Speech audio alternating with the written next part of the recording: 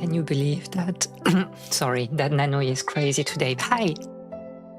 Hello and welcome to the library. I hope that you're doing very well today. Yeah, she just woke up, so she's extremely needy. So you have Nano for you today. I don't know what is happening. I was so busy lately doing like 1 million different things, and yeah, here we are. Mrau. Yes, she is crazy.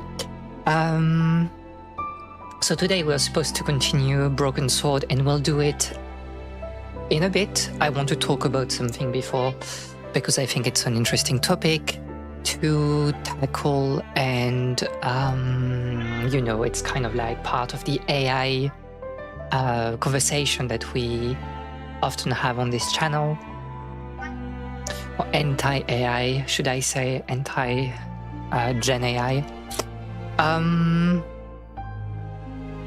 I don't know how much you have followed what happened within the fan translation community, but we had lately, and maybe I can try to show you that a bit more properly. Let me open like a tab for that. I don't know what I'm doing. Okay, we are opening GitHub. Let me go to here.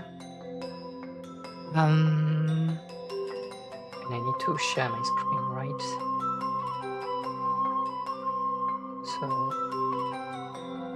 okay. Nobody talks about the olds anymore. There are too many news. This is true.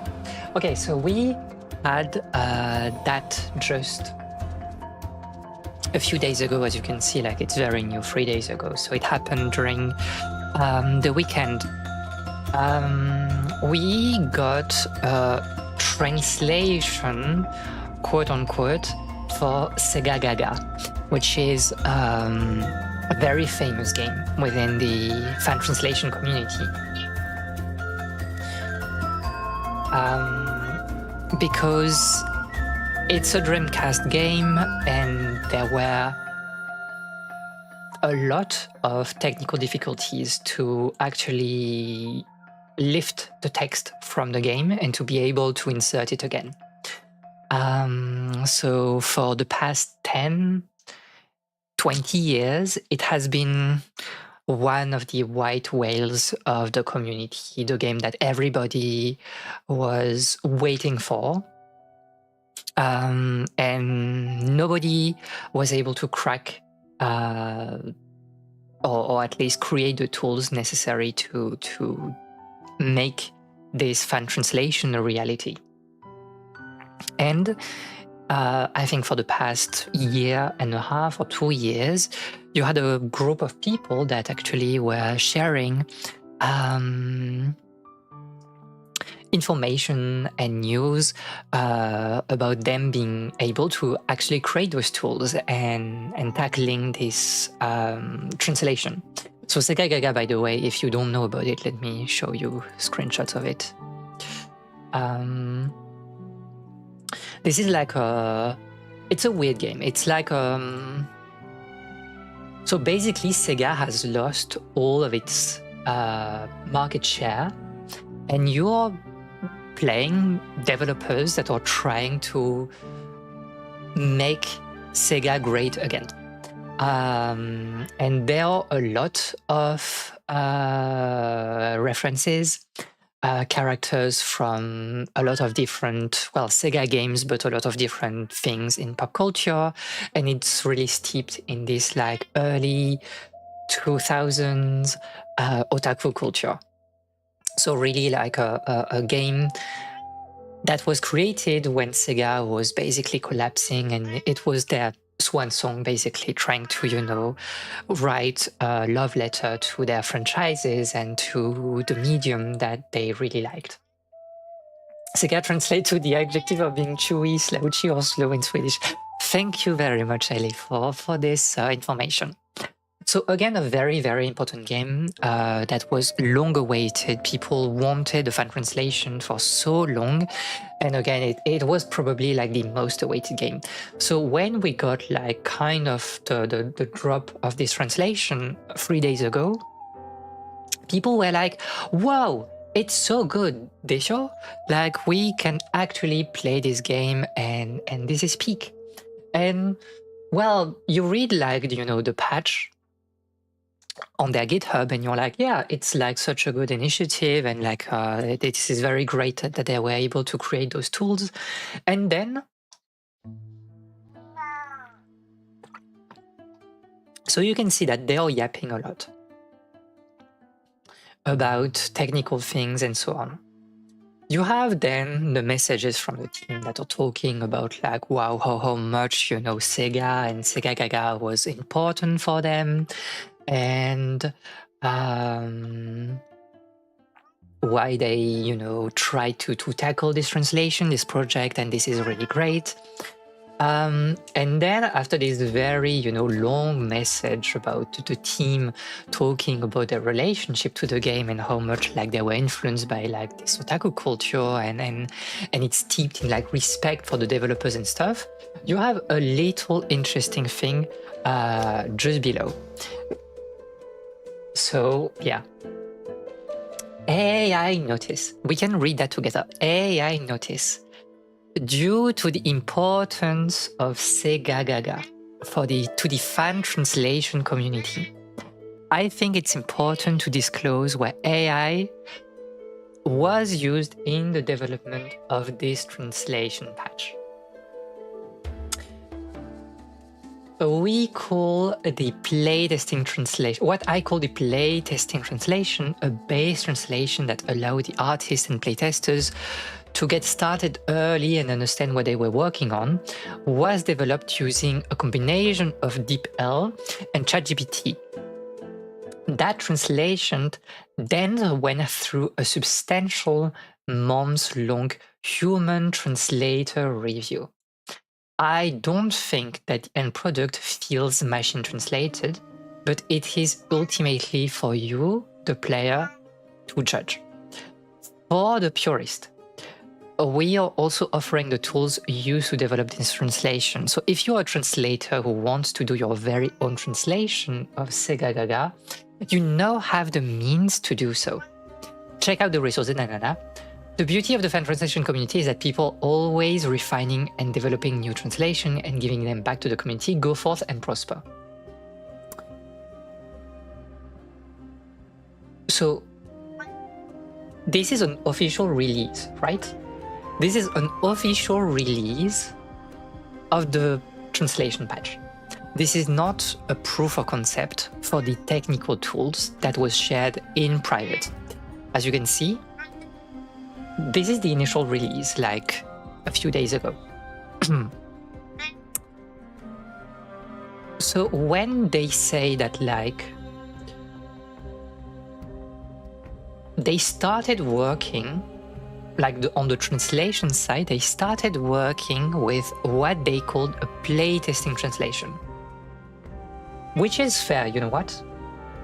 Like, if you are here to work on the technical side of the game, creating the tools that are able to hack the ROM, it's completely fair to use like a machine translation, DeepL or Google Translate, whatever, that allows the developers that are not speaking Japanese to be able to work on the technical side. That's the proof of concept, and that's like something that you share in private on, I don't know, your mail list, your Discord server, your GitHub, whatever, but something that stay private as like a work tool. The thing is, this is not a human-made translation from like this wording alone. That translation, so the playtesting translation, went through a substantial months-long human translator review. So basically, they were taking the machine translation output and editing it afterwards. What we call machine translation post-edit. And they call that the final translation of their game. That raised like their base, their translation on modifying the machine translation though, which makes it sound that no one was involved actually knew Japanese, unless I'm misreading that. Exactly, that's the thing. Well, we have like the list of like the translator, and I don't even want to, talk about them, because the point is not like to target people individually. Although I think like there was like an immense sauce on Bluesky. To be fair, like the patch was released, people were really, really happy, and we kind of like saw this notice a few minutes after, and that has been like the discussion of like the weekend for like the community, fan translation community. So when you're translating, like as a translator, you're working with a source text, right? And you go through the iteration of your translation directly. Because translating is not just like translating individual words, it's like understanding the broadest context that allows you to shape something that feels natural and human, and something that respects the intent, or at least the perceived intent of the original text. Machine translation cannot understand lexicons. It cannot like pay attention to previous context that is like far away, far above in the text. It cannot understand like the references that you have, all the jokes that you have like in the source text. And we know that machine translation, and especially like AI translation, is like AI in general, hallucinating. If you use Google Translation, this is very different from using DeepL. Because DeepL will try to create a sentence that makes some sense at the cost of transforming the original meaning of the source text. So if you don't know the source language, in here Japanese, yes, it sounds like it works, that it has meaning, but you have no guarantee. You cannot know the choices that this like AI made, because it's a black box. And also you cannot be sure that your translation, this translation, is matching the original text. Unless, as they say, you have somebody that is like reviewing things. But at this point, why wouldn't you like ask this person to translate from scratch? Because we know that in the AI translation, model nowadays, doing post-edit is way, way, way more expensive and time-consuming than translating yourself. They often give you like the source text and the translation, their machine translation, and they're just like, oh, surely you can just like check if everything is all right and correct, what feels wrong. But the thing is, it's so annoying to do that. It's way, way easier. And I talk as someone that is translating, both on my free time, literary texts, and also like as a freelance on technical translation. It's way easier to translate yourself from scratch without like any machine translated input or output, I mean. So we are talking again about Sega Gaga, that is like one of the most awaited games in this like community. And they have, I'm sorry to say it like this, they have the audacity of releasing something that wasn't made by a human. And you can say like, oh, probably, at least, they made something that sounds correct, even if like it's hallucinating references, maybe you're missing a lot of intent and all. At least you can play that, right? We had like screenshots of the actual, somebody like started playing the game and and shared like screenshots. Like, this is what post-edit is for them. Do you read this sentence being like, this sounds natural in English? Who writes this in English? This is a particular problem with Japanese English too, or really any Asian language to English for a bunch of reasons exactly.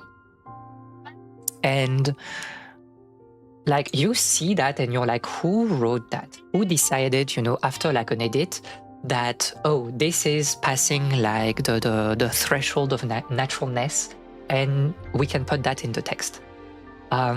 You had like this screenshot that is absolutely crazy also. It reads really like an old school fan translation anime, you know, average sentence. And there's like really nothing right about this particular like sentence. This is just really, really, really bad. And we had like other examples, like this. Who write this in English? This feels so much like a straightforward, literal translation from Japanese. And somebody like pointed out on Bluesky that as a fan translator, you have an immense responsibility.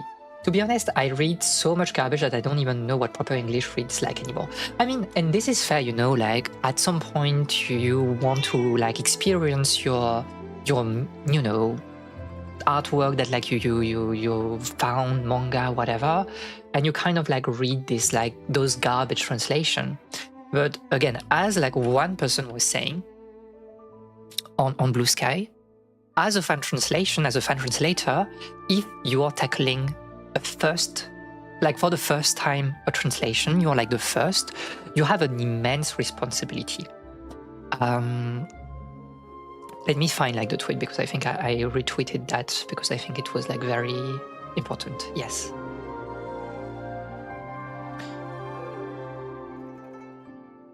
You have a deep, heavy responsibility in setting people's first and typically only impression.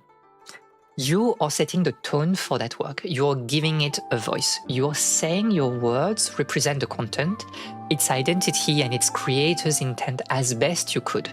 With games especially, full retranslations are rare. Your work is going to be treated as the canon portrayal, like it or not. I think that's very interesting.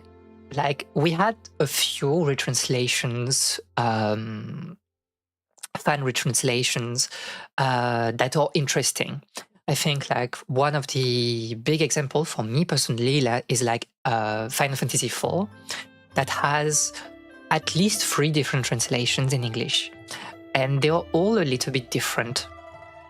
Like, one of them was like the original and made a lot of very you know, Americanization choices, and this was kind of like corrected in like a second version when they went a little bit closer to the text, and then you have like official translation and so on. So you have like certain games where you have retranslations like that. I think it's the case also for Phantasy Star, for Dragon Quest, you know, those like very, very big games. But most of the time, when you have a translation, nobody is going back on it because it's too much work. And like, fan translation is kind of like, this is unpaid. You're doing that for fun, for the love of the game.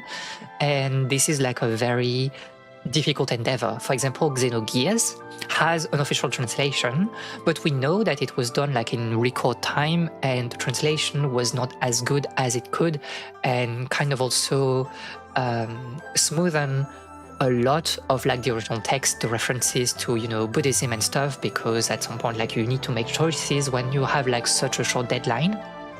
And people thought about like retranslating Xenogears as like a fan translation to kind of like be closer to the original intent of the text. And this is not even dunking on the original translation, because I think it's doing like incredible work for the amount of time spent on it. But like this project of retranslating Xenogears was never completed because it's just too much work. So you have like a few blogs, I think, that are tackling that. I think this is like the last big thing that we had, and this person kind of like started like doing translation notes on like the game, but you can see that it's dead since like, well, for the past 5 years. And this is the situation we're in. It's like, even if you're a big game, most of the time you will not get a retranslation. So without knowing anything about the game outside of what you say today, I would expect it to not be an easy to translate game. With so many references, like if you're mentioning another Sega game, you have to find the name of... Exactly. So an example here that is like... So we know that some people were involved in a game, and notably like a translator that is like pretty well known, has been involved in the game for purely the references. Like checking if like the references to other games were correctly done. But they were not working on the actual wording of the sentences and the flow of the English. And an example here that like has been also shared, okay, this is here. So this is the menu of the game, a screenshot of the menu of the game. Solution, just learn Japanese. It's kind of the thing. It's also like, I think a lot of people after like this drama this weekend were like, maybe I should just like learn Japanese. And honestly, spend some time with the books. And if you have the time, if you have like the will to keep with Japanese, you will have like a lot of fun, and you'll be able to play those games without like having to trust people that are doing things like this. And here, I mean, here it's pretty obvious, you know, like, okay, they made a notice, but even without the notice, it's pretty obvious that like they were using AI. But it's the case for every game. Every French translation that you have, you need to trust implicitly that the person did its best to convey like the initial intent of the text. And sometimes it's okay. Like no translation is perfect, but you can say that it's okay, and sometimes it's not. And it's like, as a person that doesn't know Japanese and that is not too well versed in like what translation is, are you really like able to, like, you are giving a lot of like goodwill to those people, right?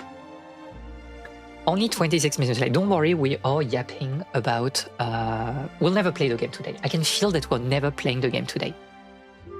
But you just don't know. You cannot know if the translation is correct or not. I kind of internalized some of these things, so it feels less weird. But to be fair, again, it's not exactly, for me, it's not exactly like that the sentences are necessarily just weird or they don't flow easily.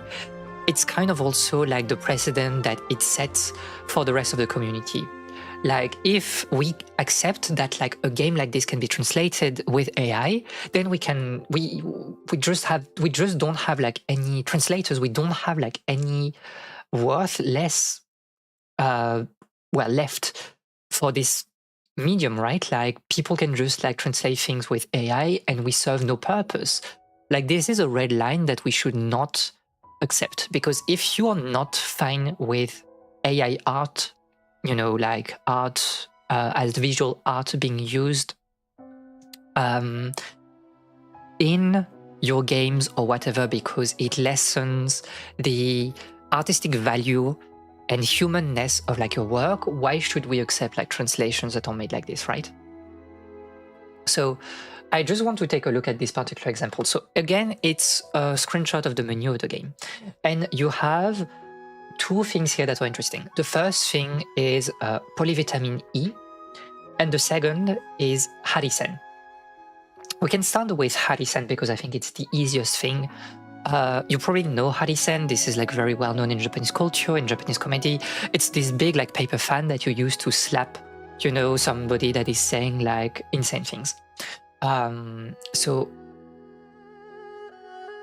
it has not been translated here, which is honestly like, okay, you know what? I think harisen is also kind of like, it's beginning to be, at least for me, I think people are used to seeing Harisen, but you could also like translate it like fan, right? I think like if you check like Super Smash Bros, it's translated as fan, no? Yeah, you can see here. So Harisen, again, the Japanese name, and it's translated as fan. And I think it would have been like an okay translation, okay, but Harisen works. It's okay for me to not like change the word because you feel like it's like an untranslatable Japanese concept and you want to keep it like close to the original. I think it's okay. But then you have the second one. So the second one, what game are we talking about? We are talking about Sega Gaga. I think you can see here. And as I was saying to the others, it was a game that had the fan translation was awaited for like 10, 20 years, right? So the second thing is like polyvitamin E. If you know a little bit of Japanese culture and you know you're an otaku, you know that polyvitamin is referring to lipobitan. I can show you the bottle. Is it translated like this in English? Yes. Okay. So this is, and I think you can recognize if you played like a lot of Japanese games also, this is what we see in games as like the health potion, right? Because it's like such an iconic part of Japanese pop culture. This is like one of the very first like energy drink that you had way before like Red Bull. And the bottle is iconic and the name is iconic. And you can see that like in the joke of like this game, because they couldn't use obviously the official name of the brand, they just chose, I don't have the Japanese text here, but they just chose to inverse like two syllables with each other, right? So instead of like lipobitan, you have polybitan. And you can see that they made the choice here to not localize the joke, to not localize the reference, which is again okay. You know, you can keep like polyvitamin E as like the translation. People understand that we are talking about a health potion, but you're just like losing the reference to the original like drink, which was very obvious in Japanese, obviously. And again, like I can accept this as like a translator choice, but we know that this is not a conscious choice by the translator, right? Because we know that again, it is the product of like them passing the original text into DeepL and ChatGPT to get the playtesting translation, and they just rolled with what this particular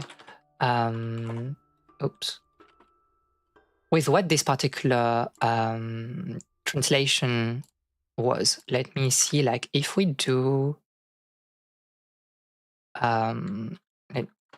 like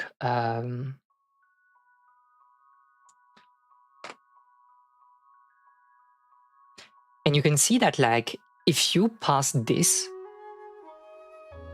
is what you get like from the base translation in DeepL.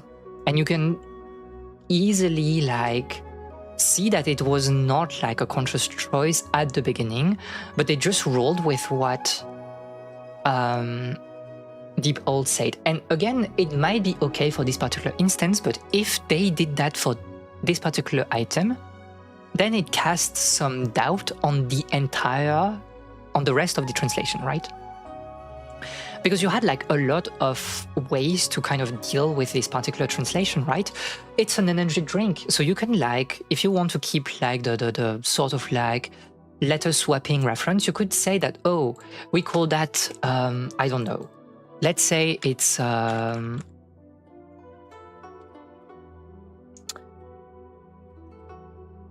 bedrule or something like that. Like you have 1 million different choices to kind of like, this is, I don't think it's like that good of a translation, but you had like a lot of different choices to make like a joke with something that is relatable to a more, you know, Anglo or English speaking audience in general. So in a game that is steeped in pop culture and love for references, that as a translator, you consider that it's not worth it to try to spend a little bit of time to find jokes that, you know, you can translate into English, then what's the point? What's the point? And somebody was saying, oh, you cannot say that like having this kind of translation is better than nothing, because it's actually worse than nothing.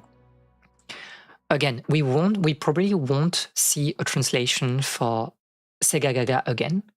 And if we do, a lot of people that were first interested by the game will probably not play this one, well, the new translation, because they have been put off by the AI translated version that was first released.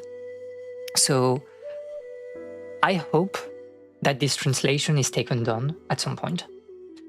I don't think it will.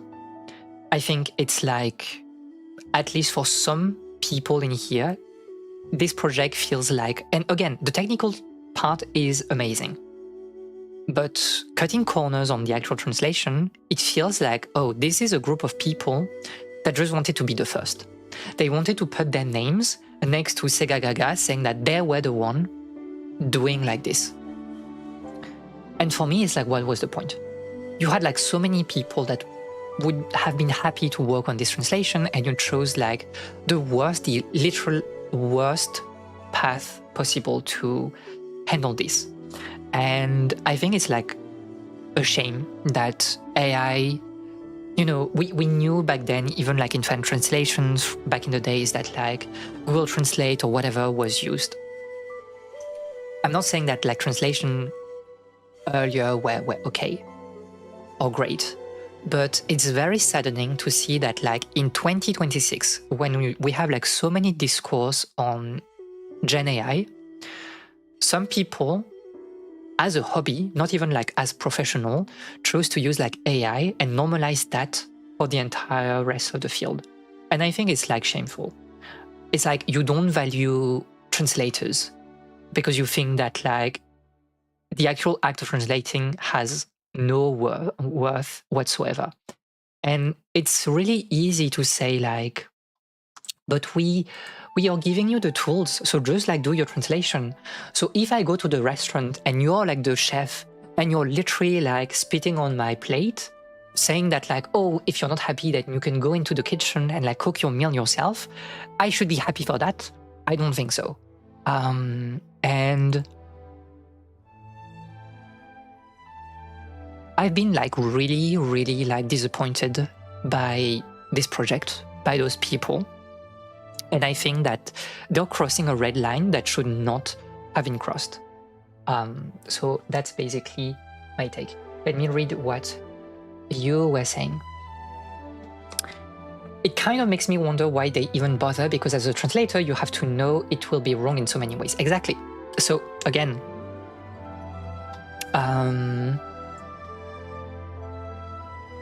oh, 645 is not in the list. Okay, so means a lot. But like, we don't know who those people are. Do they know Japanese? We don't know. And if they do, we have seen the screenshots. This is not passable. This is not like a remotely passable translation that you can send for like such a big game, such like an awaited game. If this is our like minimal bar of quality that we accept, then why should we bother? Like just go home, please. Just do something else. If you want to play the game, just use, you know, even use like machine translation to play on your own, but you don't have to like deliver that like as, you know, the premium patch, the premium fan translation patch for a game that everybody was awaiting for so long. The big problem is that even AAA companies use cheap machine translations. And that will be our segue into another topic of AI translation that I want to talk, because we had that basically yesterday. I've been following a fan translation patch of a GBA game for years now, and glad to see no mention of AI being part of the process. The wait is agonizingly slow, but I'm sure it will be worth it. Exactly, like we know that fan translation is the product of hard work. It's not easy. It takes a lot of time. Like when you read a text in a different language, I think it's very easy if you are bilingual to understand like obviously what it means, and you can read like very fast. But translating, it's really, really, really grueling. You have to stop on every sentence and make sure that like it flows naturally. So my workflow as like when I do literary text is like I have the source text next to me on my second monitor, and I just send like a very straightforward translation to get like a broad idea of what the text would feel like in my case in French. And then after that, you have to kind of like go back into your translation again and again. You have to then shape sentences that make sense in French, because like our syntax is different from Japanese. And even translating, I don't know, like 4 pages in Japanese, from Japanese, I mean, into French, it takes like an entire afternoon. It takes like 4 or 5 hours at my speed. And you have only translated like 4 pages or like 2,000 moji, right? Like 2,000 characters. So not that much. And it takes a lot of time. If you're doing that like as a fan, it means that you're doing that like on your free time, and it's really, really, really hard. So there is this thing of like, oh yeah, as someone that like doesn't know Japanese, we have to wait like for a very long time to get our translation right. But as you say, it will be worth it, because you know that it's somebody that has spent a lot of time thinking and trying to make sure that the end product is something they can be proud of. Will it be perfect? Probably not. I have translated things in the past. I've watched that again, looked at those translations again, and I was not really happy with certain choices. I would have gone with different like wordings or phrasing, whatever. But overall, because it's a work that I spend like hours and hours and hours on, I'm generally like proud of what I did. Again, even if I would do it like in a different way nowadays. And that's like what art and humanness is like, is not giving up the effort that we put in things that we believe are worth it. And in this case, it's art, it's language, communication. And that some people do not have like this exact same opinion on translation, I think it's very sad. It's very, very like saddening, and it sets again a precedent that is very bad. What does the text feel like? You have to shape it. Are we talking about Play-Doh? But it's kind of the thing, to be fair. Like you're playing with words, you're feeling them, and then you take a break of like 2 days. You see the thing that you constructed, and you're like, oh, does it look great? Does it sound great? And if it doesn't, like you are kind of like, molding it again, starting from scratch or not, whatever, making like modifications. So it is like Play-Doh, to be fair. It's just that instead of like using your hands, you're using like your brain and your ears to kind of like shape and feel the text. So Rani was talking about like AAA companies using cheap machine translation, machine translating processes.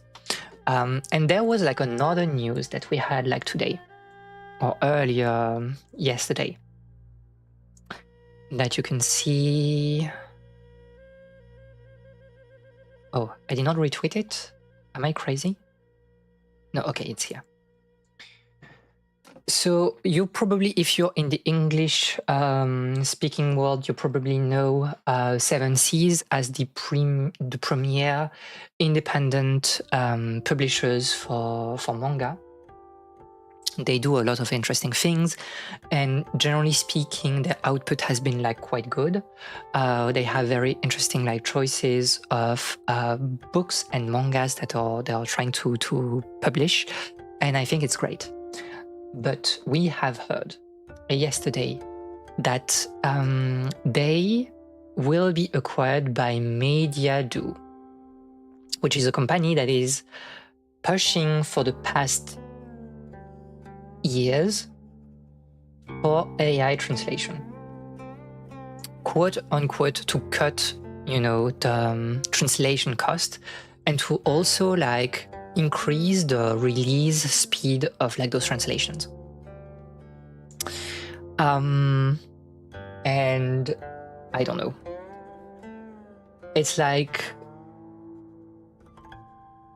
will we have like AI slop in Seven Seas published mangas? Probably, because like, what can you do as a translator? They will give you like a machine translation to edit. You are paid less, and you need like money to eat, right? So some translators will take like those jobs, and you will kind of like end up with subpar translations. What is very disappointing is that it doesn't take that much money to translate. Like the actual cost of a translation for a volume is around like $1,000 US dollar, which is not that much, which is really not that much. You need to pay like, let's say 2.5 more of that to also like get an editor and a letterer that is like kind of like putting the text in like the bubbles. But the actual act of localization is not that expensive. It's really cheap, in fact. And a good way to solve like the problem with all those things would be actually to increase the payment, the rates for translators. Pay them more, so you kind of like attract more translators into this. You have like a better pool of translators that you can like work with, and you will be able to edit like a lot of different like manga. Because the thing is, translating like a manga, unless it's a really like text heavy manga, it's not that long. You can finish it in genuinely like 1 week. And it seems to be like the standard for the industry. You can translate like an entire volume in 1 week. And as someone that did like fan translation for manga a little bit, that was basically the pace that I had.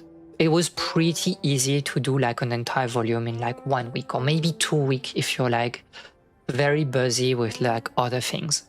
But like as a professional, when it's your job, you don't need more than 1 week, 10 days. And by increasing like the pay for them, you would like solve your problem and be able to translate more with more like individuals involved in the process. And you would make like a more healthy ecosystem in general.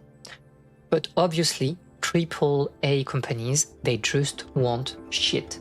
They just think that like money is important, quality is not, because like the fans are stupid enough to be satisfied with like AI translation.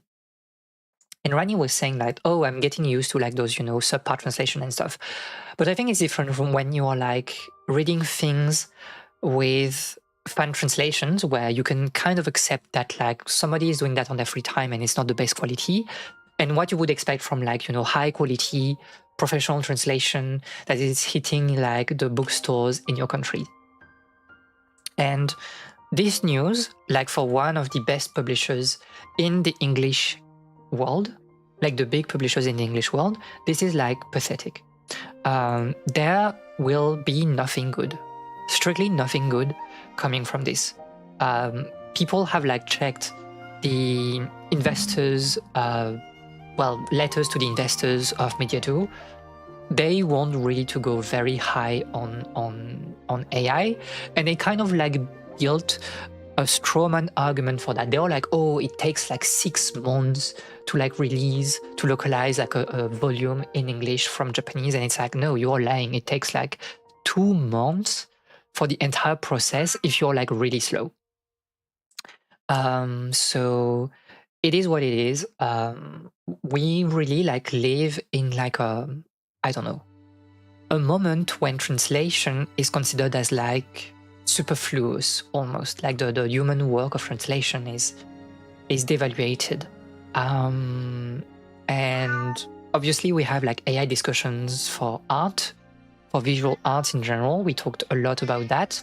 It's the same thing here, and like I would like to make a career in translation, but like in these conditions, when you see things like that, it's like, what are we doing? What's the point? I'm so tired of AI, I might just brute force and learn Japanese. Yeah, again, like on Bluesky, after following like those 2, news that we had, a lot of people literally had the same thought. They were like, maybe I should just like keep learning Japanese because at least, I'll be able to enjoy whatever I want, and I don't have to rely on the goodwill of good translators, and also having to pray that like publishers are not insane and going for AI translation and stuff. So that was basically what I had to say about this today. I don't think anything good is coming from like those 2 news. I'm disappointed, obviously, in like 7 Seas, because I think it's like a coward solution, and I'm almost angry at like the fan translation project for like Segagaga, because I think you shouldn't have bothered. Like if you wanted to do the technical side, just release like a proof of concept and you will be like credited for it. But no, you wanted to be greedy and you wanted to put like your name next to like Segagaga, and it's like, that's not the point of like fan translation. We don't do that for the fame. I did it for like a long time, and we did it to share things that we enjoyed with other people. But our personal, ego, it doesn't matter. We do our best, and that's it. And again, I think it's like, so there was another message from someone that has been deleted because I think like they didn't want to be like associated with that anymore. But you write like such a big thing about like yourself, your work on this, just to, and how it's important, an important game, how it's like born from the suffering of like Sega developers at the end, the tail end of the Dreamcast. And then you kind of like just follow with like an AI notice, like what are we doing? A lot of executives just undervalue the non-monetary benefits of quality over the short-term cost-cutting of using AI. Yes, and actually like you're not cutting cost, because I assure you, by going like full AI, you will not see the money you believe you will be making. Because people complain about like certain localization choices every now and then, and they are like, oh, but like we should like use AI instead because I want like literal translation. And then they actually see what like literal translation looks like, and they're like, oh yeah, monkey paw, by the way. And they were like, no, I will never like buy or like subscribe to your thing because the translation is just really bad. And that's what will happen to those people that are going for AI. You will not see the money of your new volumes and manga that you will like translate. It's almost like they've never played any management sim game plus 2.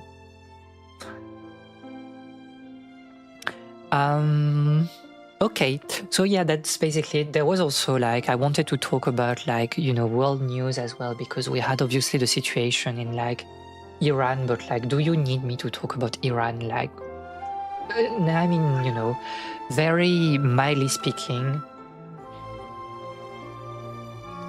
let's just say like that the United States and like Israel are like an existential threat to the world.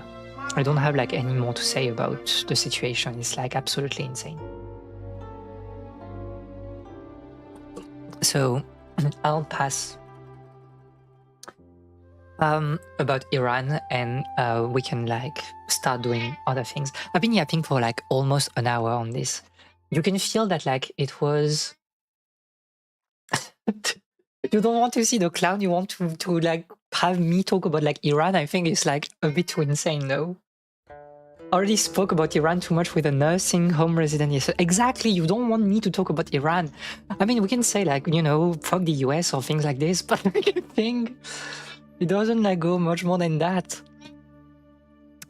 Very funny. This is like probably, a VOD that like we probably have to hide later if we get into like that particular topic.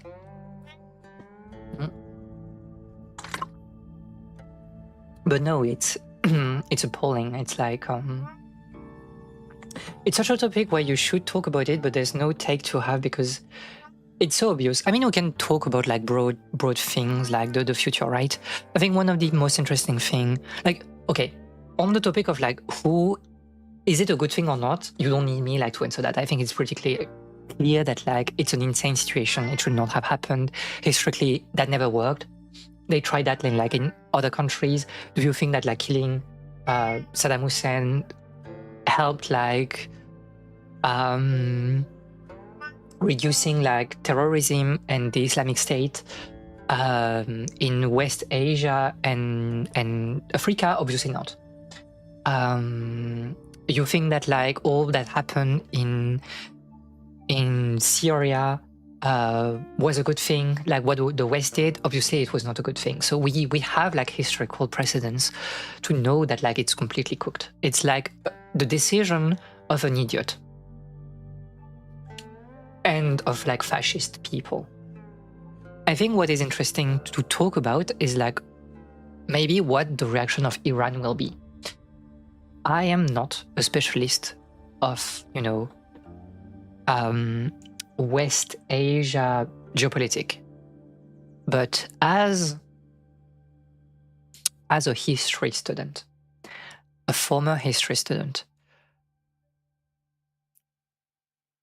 we know that like Iran has decentralized what we call the Iranian government into very small guerrilla groups, right? I think just like as an illustration, let me just we can go US, Iran, conflict or something like that. Just rage bait everyone and no Korean plan. Oh, they actually changed the title of like the article. Okay. Okay, so you can see here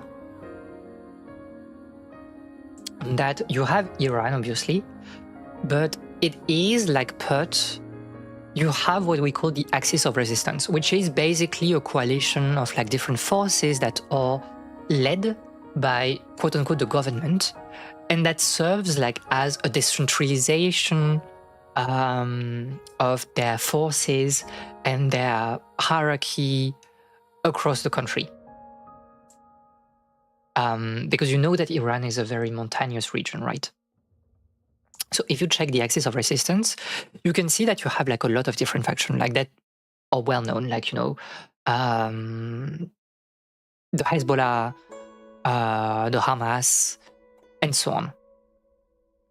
What is very important in here, so this is like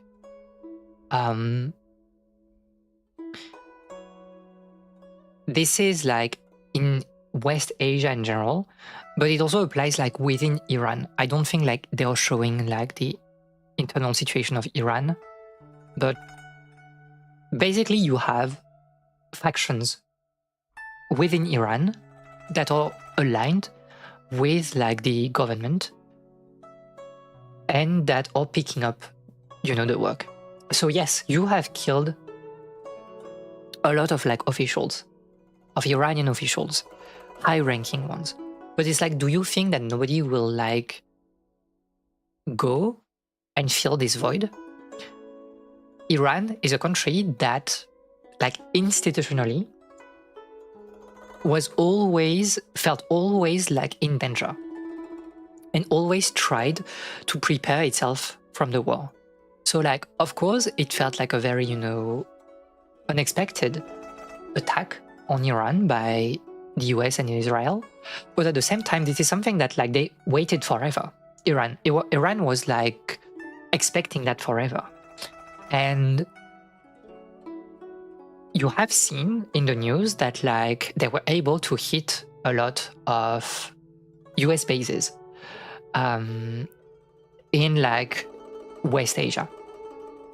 And it's like, so you are waging a war against Iran and you don't even have like the means of defending your own bases for retaliation that is like so obvious. It's so obvious that they wanted to like target US bases just afterwards. And in my opinion, we're in the situation where Iran is at an existential threat, like the government, and they will not back down. Like people were expecting that like, oh, maybe, they will sign something like a ceasefire in like a few days, whatever. Maybe it will happen. In my opinion, I don't think it will. Because at this point, if they sign this is the end of like the quote unquote Iranian mafia. So we'll go probably into a sort of like pseudo guerrilla warfare where Iranian forces will not allow US people to exit like West Asia just like this. It's like, it's you or it's us. And I think we'll have like a long-lasting destabilization of the region again. And Trump, being like the stupid little man that he is not prepared for that. Is not prepared for like this to be way bigger than he anticipated. I think like one of the very interesting thing that happened a few hours ago was them releasing a statement that like they shot their own carriers. I can't remember what it was. I think it was like, it was planes, but I think it was like jets. I can't remember. But 3 of their planes had been shot down, I quote, from friendly fire. So the thing is, you are so cooked and so unprepared. And you thought that like Iranian officials were so stupid and not human that they wouldn't retaliate against you. And you have let 3 of your planes being shot down by their armaments. And this is like so humiliating for you that to cover the fact that you were not ready for it, you lied, saying that like, oh no, we are so stupid, we literally shot our own planes, to hide the truth of like, oh no, they have been attacked by like Iranian counter forces, right? What are we doing? What are we doing? And this happens in Iran right now, and it will probably flare, across the region. But if they do that like with Iran, and we have seen what happened with Venezuela, Cuba is next. You know that like there's an ongoing blockade around like Cuba. Can we see an article?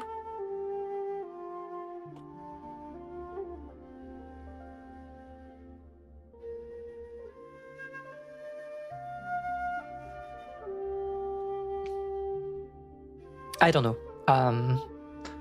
So a fuel blockade from the US to make Cuba full, what's next? Next will be Mexico. Next will be like Greenland. Next will be Canada. And the thing is like, if we don't like put a red line as like, you know, other Western countries to like those insane warmongering activities of the US and Israel, then everything is free for the taking. Not just Iran, but the rest of the world. Because like you had like a statement by Carney, right, like the prime minister from Canada, saying that like, oh, we are just watching, but also like, you know, Iranian government, they are like not really good, so maybe it's a good thing that like we killed, you know, all those officials and stuff. And it's like, little bro, you're literally the neighbor of the US. Trump has joked several times that like he wants to annex the US.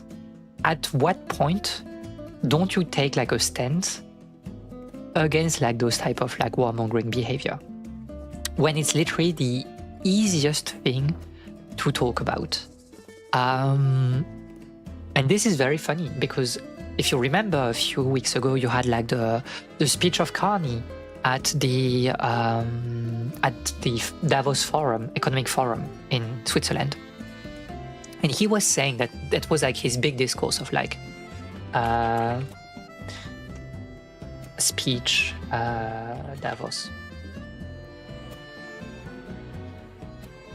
So that was like a speech that kind of like was a call for middle powers to ally with each other to kind of like fight against like the US hegemony, basically. Like, American hegemony is coming to an end, and so we middle powers should work together to kind of like stand as like a new player on the planetary scene.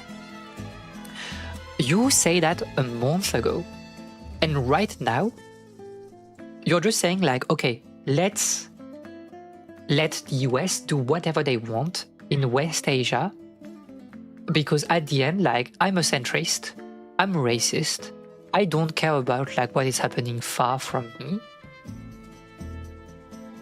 And you have like this man being like, you know what, the attack on Iran is okay.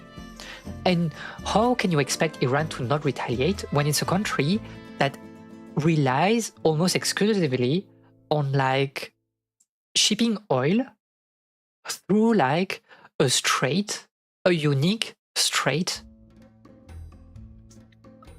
of water? Of course they will fight with everything they have. So it's an insane situation.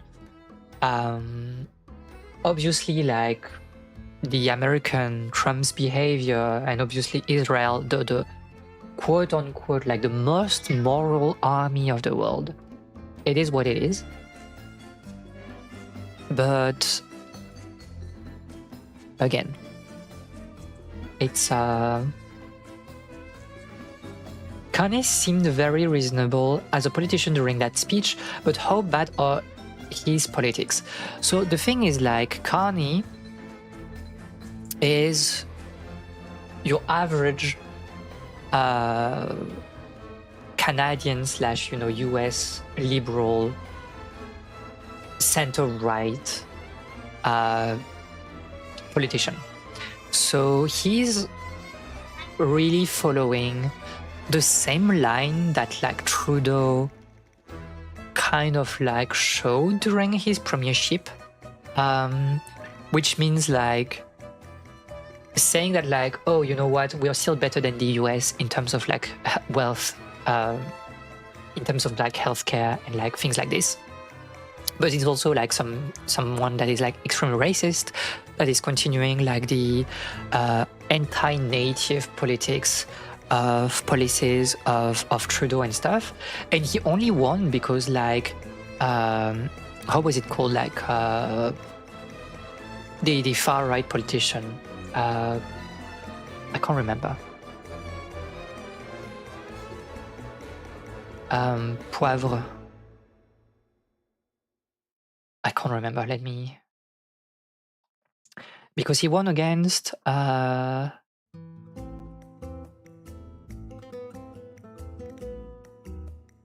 where's the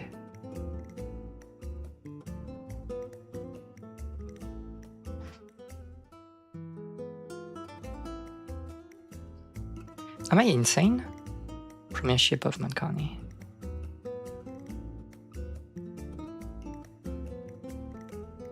That's not what I want. I want the federal election, yes. How is he called? You. Poilievre. So Poilievre is like, you know, the far right politician, like classic far right fascist politician. He was the big favorite, like by so far during like those elections last year. The thing is, like, Poilievre was like, oh, I love Trump. And at this point, this was over for him. Because even for conservative people, or far-right, like Canadians, saying that, like, you're fine with, like, Trump saying that, like, he wants to annex, like, Canada, that was a little bit too much. So he lost because of that. And Carney kind of, like, you know, was able to pull, like, a win by going, like, as the very, like, anti-Trump, you know, character. But, you know, he's a centrist, so, you know, he says whatever he wants, like, when, you know, it makes him look good. So we should not, like, even talk about him. I feel like most Danes are very worried about the Greenland situation. It's a bit too interesting to be in the side of Trump. Exactly. Like, that's, like, what it means to, you know, if we really took, like, the speech that he made, yeah, like, I completely agree with that speech.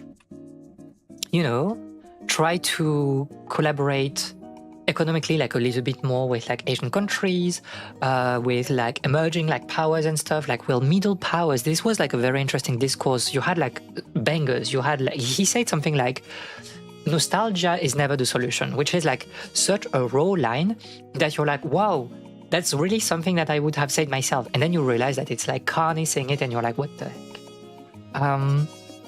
But again, he's a centrist, so, you know, it's easy to say that. But obviously, like, for people in Denmark, for people, like, in Greenland, having to deal with, like, this kind of, like, warmongering behavior from Trump, this is, like, a real problem. And the thing is, like, this is the case everywhere in the world.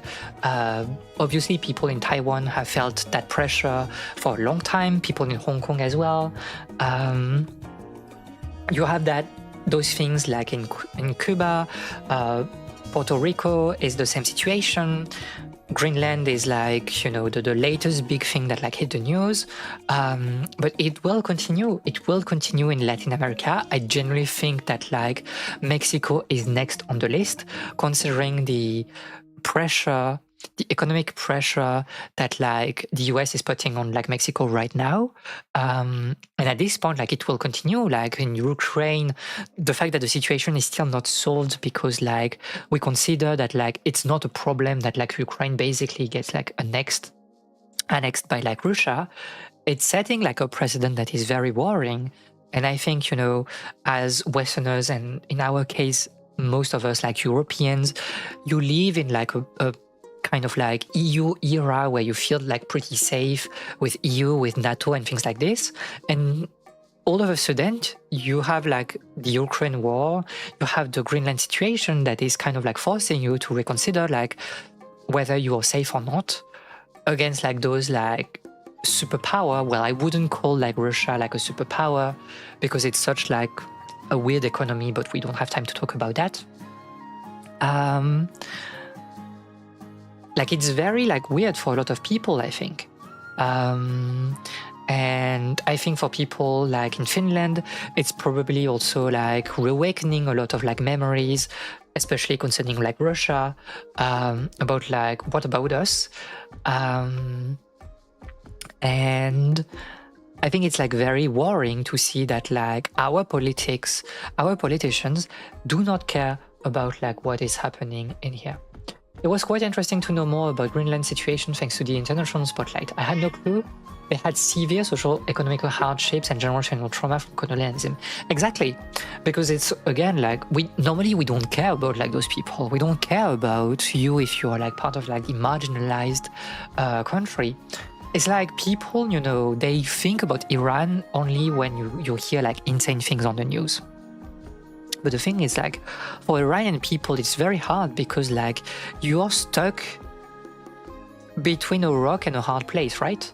It's like, oh, in one hand, you have like the Iranian government that has been like doing a lot of repression and insane things like to the people for like decades. And on the other side, you have like the US that you cannot trust. Because you know that they don't have your interests at heart. And it's like, as you know, the average Iranian person, how do you react to that? And there's no good solution. It's also fun as an American knowing it's not even safe for me to visit home. It's horrible.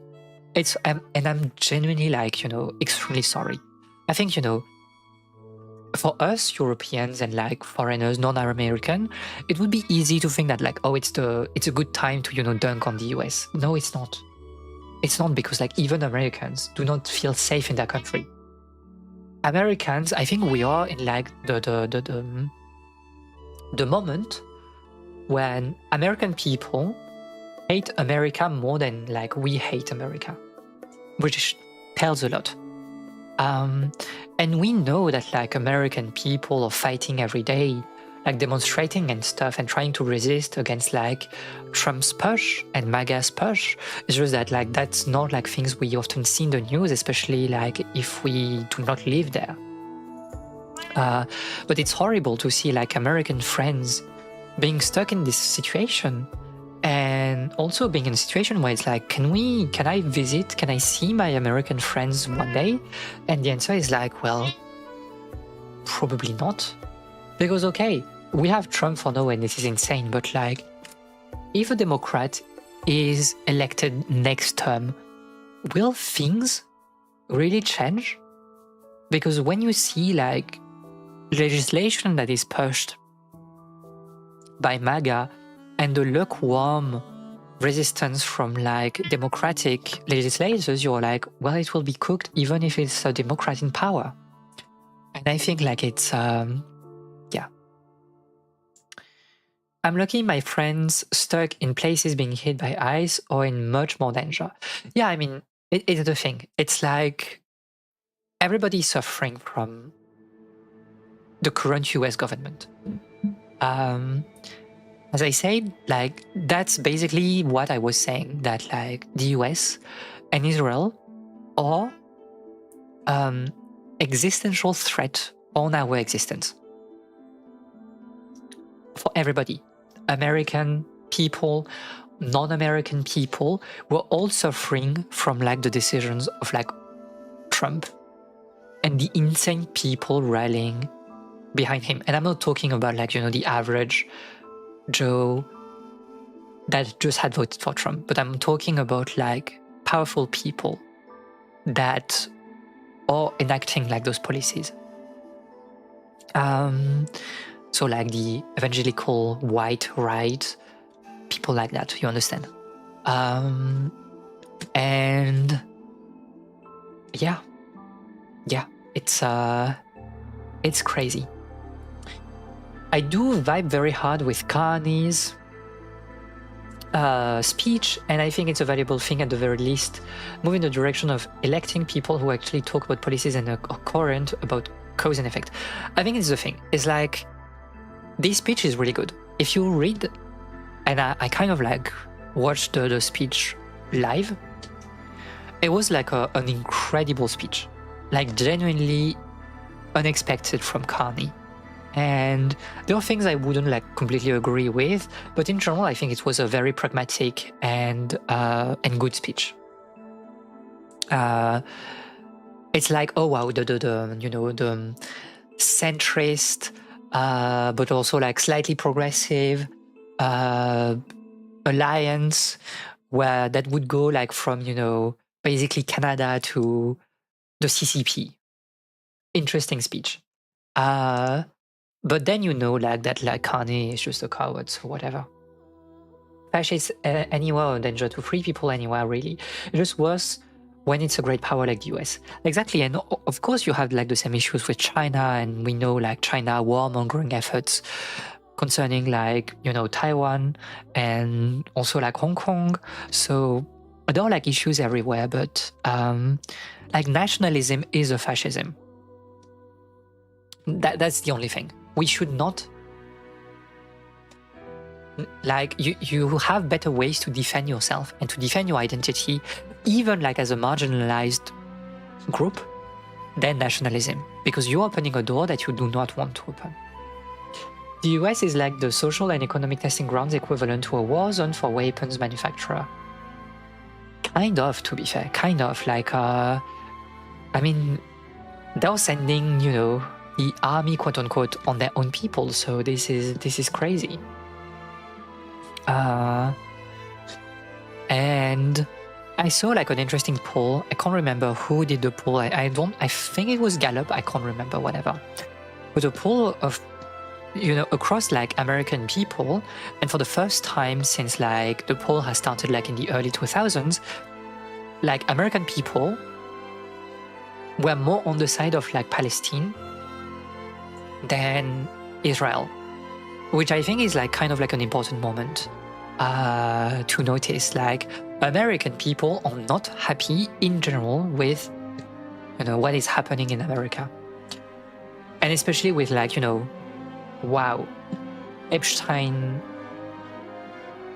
affairs, and it's like, whoa, you really cannot trust, you know, the powerful people, because it's just like an insane financial montage that is also like intertwined with like pedophilia, and it's like such a terrible situation. Also, funny thing, the Danish government has decided to start our national election early, so the strong leaders who had been facing the current situation can get re-elected easier. That's insane.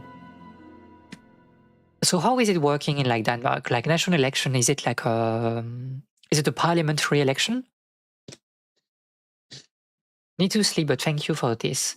I miss this stream. Thank you for coming here. You know, I'm sorry that we have to talk about like those difficult topics, but I think also it's like the more interesting like streams. So thank you for coming, and rest well. Yeah, okay, so they called it early, which is like, I mean, like the same situation. Did we talk about like the situation in Japan? I can't remember. I don't think we did, right? What do you want me to say about Japan?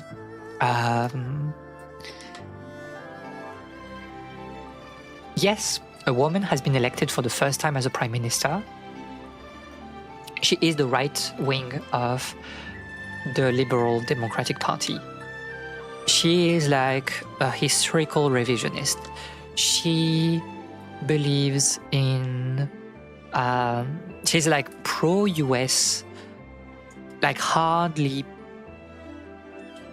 leaning toward the US, because she's like so anti-China, and she's like fueling conflicts across, you know, the region. And I'm not saying that like, you know, China is like the nice guy here regarding Taiwan, but we are seeing like a rise of like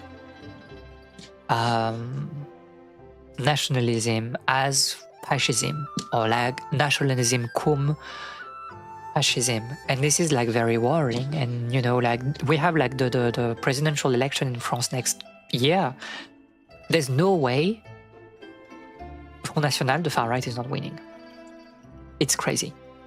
There has been like such a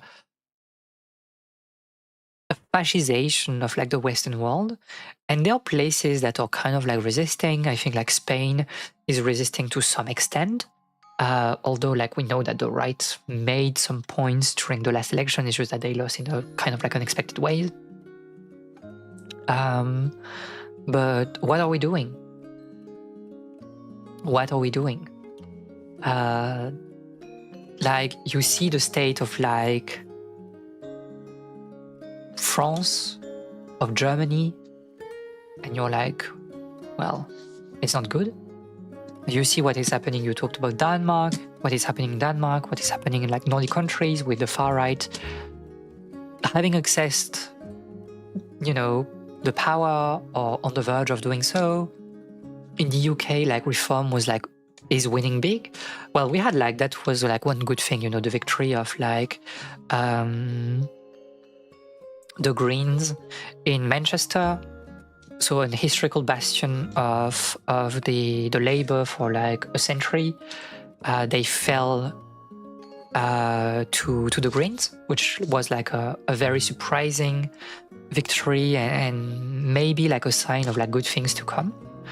Because in the UK, like, you know, the Labour is just like another name for like Tories. So there are like a little bit of like local wins. And I think those are very important because it's from like those local wins that you create like a dynamic that can like reach national level. But we're back in building things like locally. New York was also like a local win.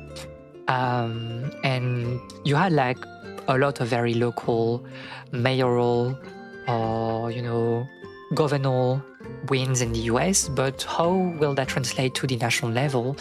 I don't think we'll see the results immediately. We'll have to wait 5 years, 10 years to see that. So we are entering dark times, and this is like important to acknowledge that, as you know, hard it is for us marginalized people to see that situation coming. And for young people that have known nothing else than crisis, be it like social, economical, and political crisis, to be like, oh, we are going for like a long cycle. But there's also the thing of like, we need to trust our, you know, work and our willingness to create a better society at some point. So for now, I think, individually speaking, we should like recenter to our local communities, our city and stuff. But yeah, it's obviously a bit complicated. Okay, I'm really yapping so much. And I think I'm out of yap. So I want to play a game. We can talk a little bit more, like if you want to continue the topic of like elections and things, but I think it would be good to play a little bit.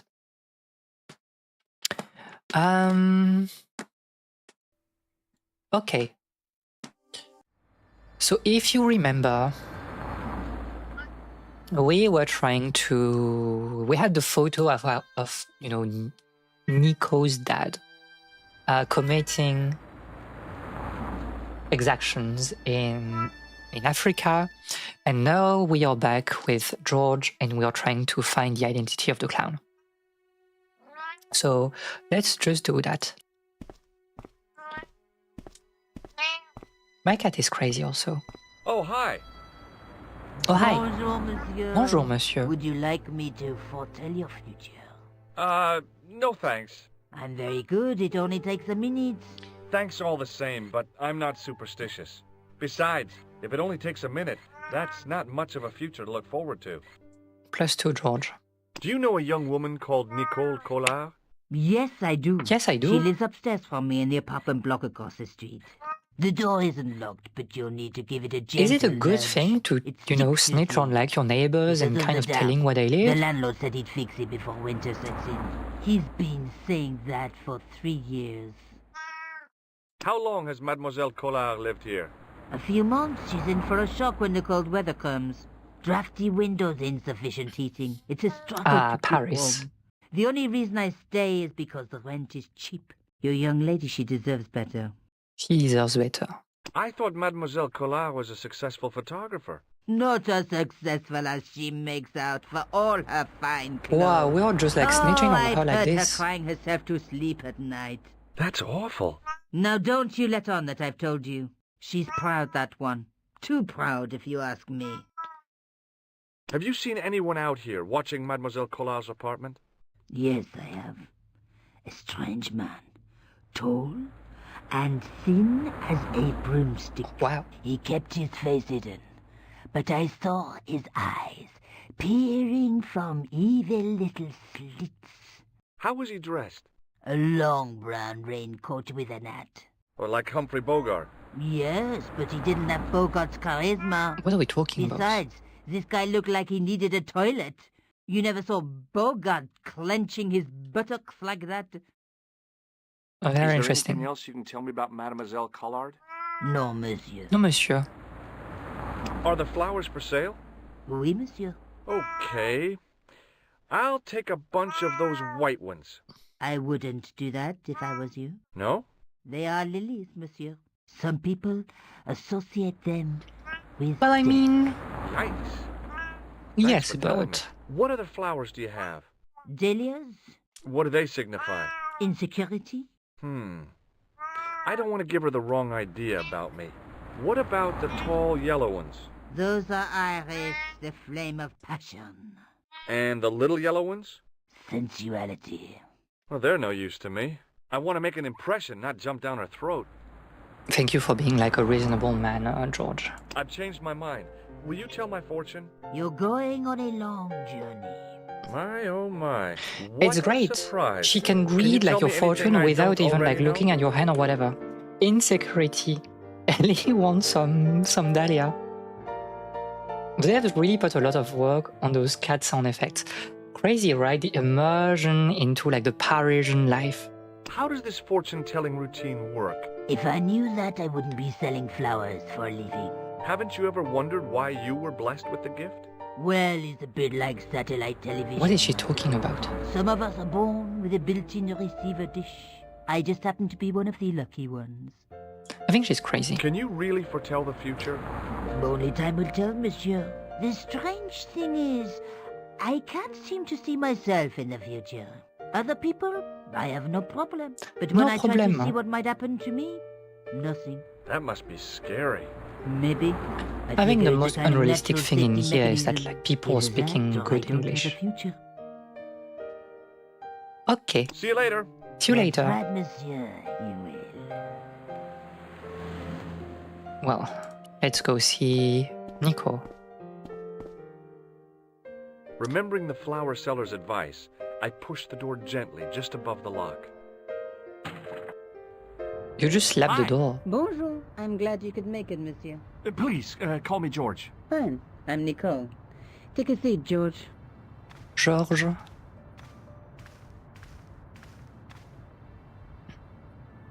Eh bien? And what have you been up to? I've been exploring the sewers underneath the cafe. Yeah, I was in thought the I could sewers. smell That was something bad. really The great. clown used the sewer to escape and to change out of his costume. I guess he was in a hurry. He left his jacket behind. And? I got his tailor's phone number. You had better luck than I did. Luck, she said. Luck.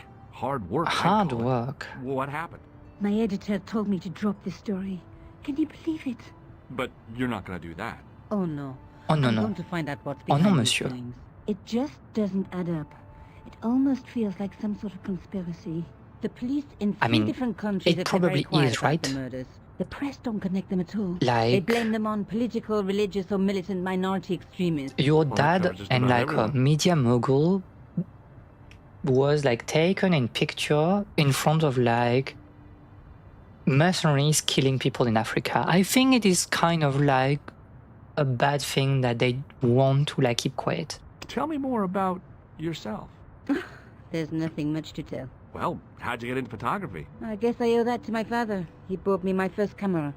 I was 8, and my parents had just split up. Whoa. Did you live with your father? Yes. My mother went off with her new Aren't you boyfriend. asking like a lot I of didn't questions, mind. George here? Papa was all I needed. 4 years later, he died in a plane crash.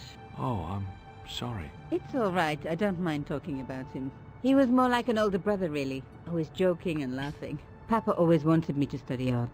That's why I went to Damn. college. That's how you know it's an old game. Did you learn about photography at college? God, no. I couldn't afford the materials. We were billed for everything we used. Paint, canvas, paper. Most of my year turned to minimalism. By the It way, was this is cheaper. midnight I release used today, to go right? poaching in the park for squirrel hair. The only time I wasn't hungry was the term I did printing. I used to eat the potatoes. You're making fun of me, aren't you? Oh, no. Oh no no no. Tell me more about the clown's previous victims. The first was Arnaud Bellotta, the millionaire pharmaceutical baron. He made his money from amphetamines in the post-war slimming and diet boom. Well, Imagine it, millions of housewives literally speeding their butts off. The only witness in the case was his Filipino au pair. She swears he was lured to his death by a snowman. What about the clown's second victim? Yamada. if you did the not swipe for controversial 4 Japanese early politician. access, yeah. He inherited his fortune from his father's electrochemical consortium. How did he die? At the hands, or should I say flippers, of a giant emperor Oh. penguin. A snowman, Penguin a penguin, and now a menstruator. clown. I had been about to add mime to the list, but stopped myself. I really didn't want to have to explain to George about my father's involvement with Cauchon. Yeah, one You of know, my I hate friends to admit was... it, but this is scary. had finished and I'll tell you her this, I will leveling not be in, accepting like, any invitations to costume parties. I don't blame you for being in midnight scared. in like I am too. 12 But hours, this something like could be that. my only chance for a big break. Or an early death. Or an early death. I found this false nose in the sewer. Hey, what's this inside it? The contents of someone's On nose? says people Don't when be they can gross, speak George. perfectly clear It anglais, says La but insist on Récit using du Monde. French more throughout the conversation. Costumes. It's a costume shop near the Gare Saint-Lazare. I'll check it out. Maybe the owner remembers who hired the clown costume. We French people don't like to talk in English. That's the thing. I found this tissue down We are the just sewer. dumping all the garbage we found in the... Disgusting, George. No. I think the stuff on it is grease paint, like actors use. Midnight or releases at clowns. midnight. Yeah, that's what It's people still were saying. disgusting. Get rid of it. I found a piece of material near the cafe. At least for you EU When I people, showed it to right? the concierge, he recognized it right away. It's very distinctive, all right. Just wait until you see this. I developed the film I shot at the cafe. Here, George. It's an enlargement I made. Look what that guy's wearing. Whoa! Checkered pants. The same material as I found in the sewer. That's right. This guy shouldn't be difficult to find. Oh no? Oh Take no? a close look at his right cheek. A scar in the shape of a horseshoe. Or a crescent moon. Okay. How come you enlarged this photograph of me? Because I noticed the guy behind you. I should get back to WoW at some point. I have to go. I have to go. Okay, I'll see you later.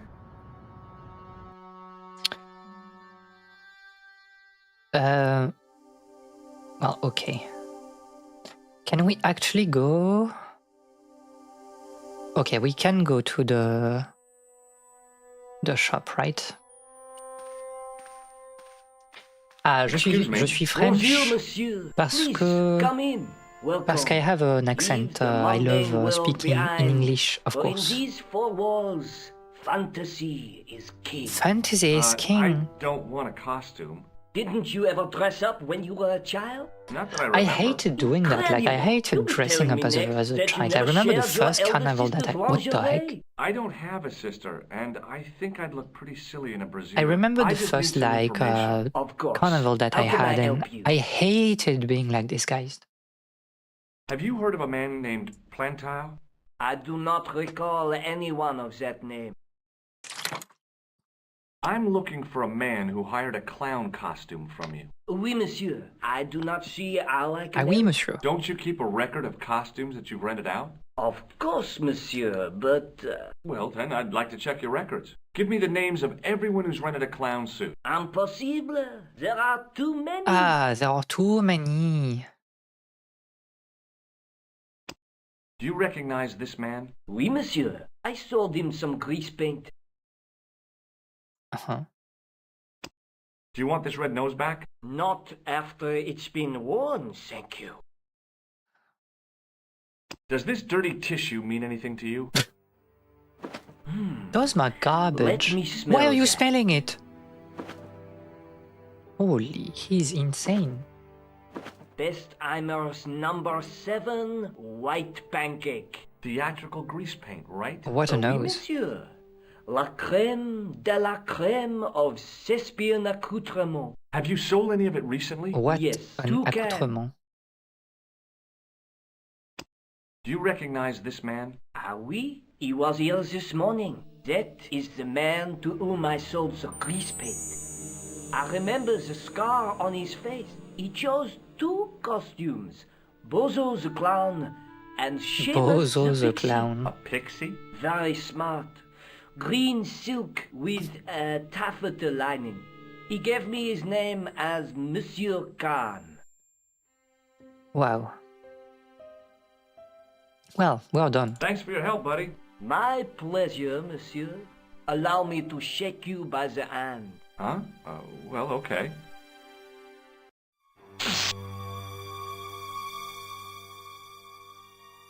What are you trying to do, kill me? You did not find it amusing? I never saw the funny side of electroshock therapy. Eh bien, it is yours to keep. A gift. Do I need a Thank you. license? But also, No, like, he but looks I a little give bit you sadistic a word here. of warning, monsieur. What? Remember to switch it off before you visit the toilet. Thank you. Thank you for the advice.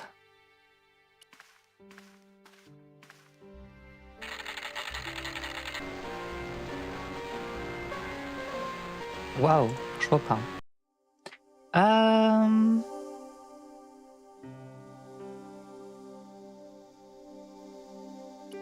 Do we want to go back in here?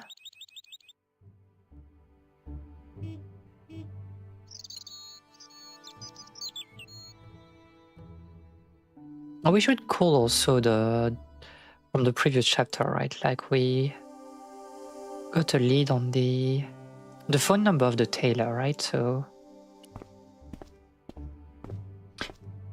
he looks completely sane and stable to me. Don't worry about it. And hi. Hope that you're doing very well, troll. Smell those ramens. Crazy. Le téléphone sonne. Hello? Who is this? Hi. My name's George Stobart. You don't know me. You don't know me, but I know you. I don't. What can I do for you? Well, I'm trying to trace one of your customers. Could I maybe come over and talk to you? No, that's not possible. Oh, okay. Forget it. Listen, all I want is a name. What are you talking about? Who are you working for? I guess you might say I'm acting in the interests of truth and justice. You know what it looks like? thank God. It sounds like a I thought you were the far-right police. There corpuscle are or innocent whatever. lives at stake, Mr. Todrick. Lives that you could save. You're collecting for charity, yes? No, I'm not. All I want from you is information. Go on. I'm listening. Okay. Do you know a guy called Plantar? No, I never heard of him. Shall I tell you what happened to Plantar? How he was killed in cold blood? What are we trying I to do? told you. I never heard of Plantar. Why are we trying to... I expect Plantar's a family man. Don't you? In their little apartment, Madame Plantar is cooking the supper, listening for the familiar sound thought of you her were the husband's police. key in the door. So Junior is true. waiting for his daddy to come home from work. He can't wait to show him the merit marks he earned in school today. Only tonight, Monsieur Plantar won't be coming home. You forgot the puppy. Huh? The faithful puppy dog, waiting for the sound of his master's voice. Oh, he doesn't Maybe care, they don't and have a he's dog. based for that. What do you think? I don't know Plantar. I never heard of Plantar. None of this has anything to do with me. The man I'm looking for is called Khan. He bought a suit Shah from you. Rukh Khan. Remember? Mr. Mr. Khan. Yes, I remember. Oh, you just like Yes, spitting like all he the live at story the of your Bluesky, his customers hotel, like that? the That's hotel not good for who, business. I don't remember. Why the would you room. remember the... was Why would he give you like the... The second room on the right. Oh yeah, because you're delivering, you Thanks, know, Todrick. the suit, That's right? all I wanted to know. Now I've got you, Mr. Clown. Okay. Well, I guess we're going there.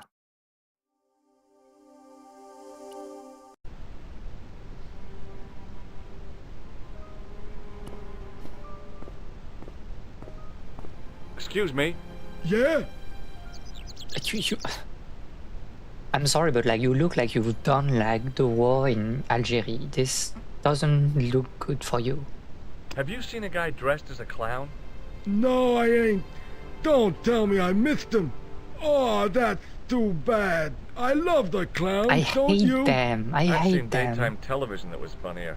I love it when the little guys get hurt. That figures. Custard pies, hose pipe down the pants, then smack! A plank in the kisser. What the heck? You ever meet a guy called Plantar? No, I ain't. You missed your chance. If you're quick, you'll catch him at the coroner's. Why are we just spitting information like Do that? you happen to know a guy named Khan? That ain't nobody I know. Okay. Well, goodbye. See you later. Not if you see me first.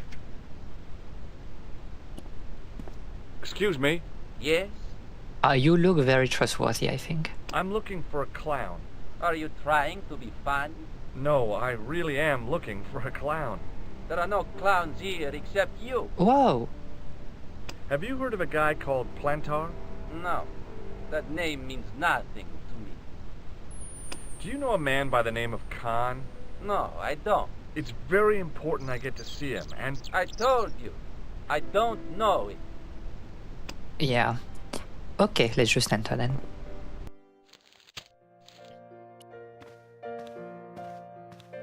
hi there, ma'am. Well, hello.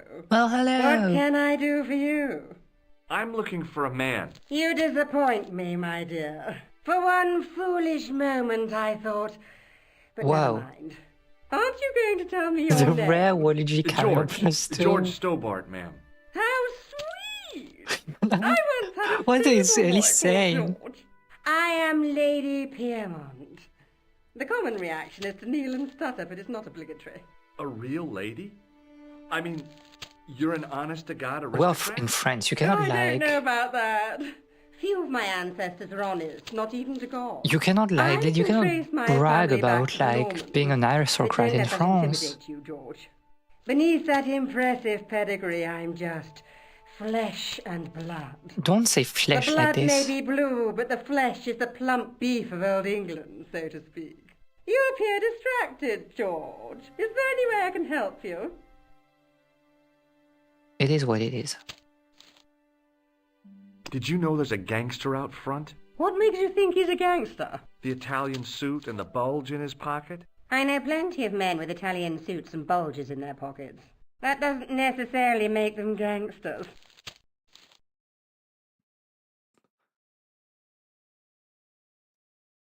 Okay. Okay. I'm looking for a murderer. Good heavens! You're a private detective. That's correct, ma'am.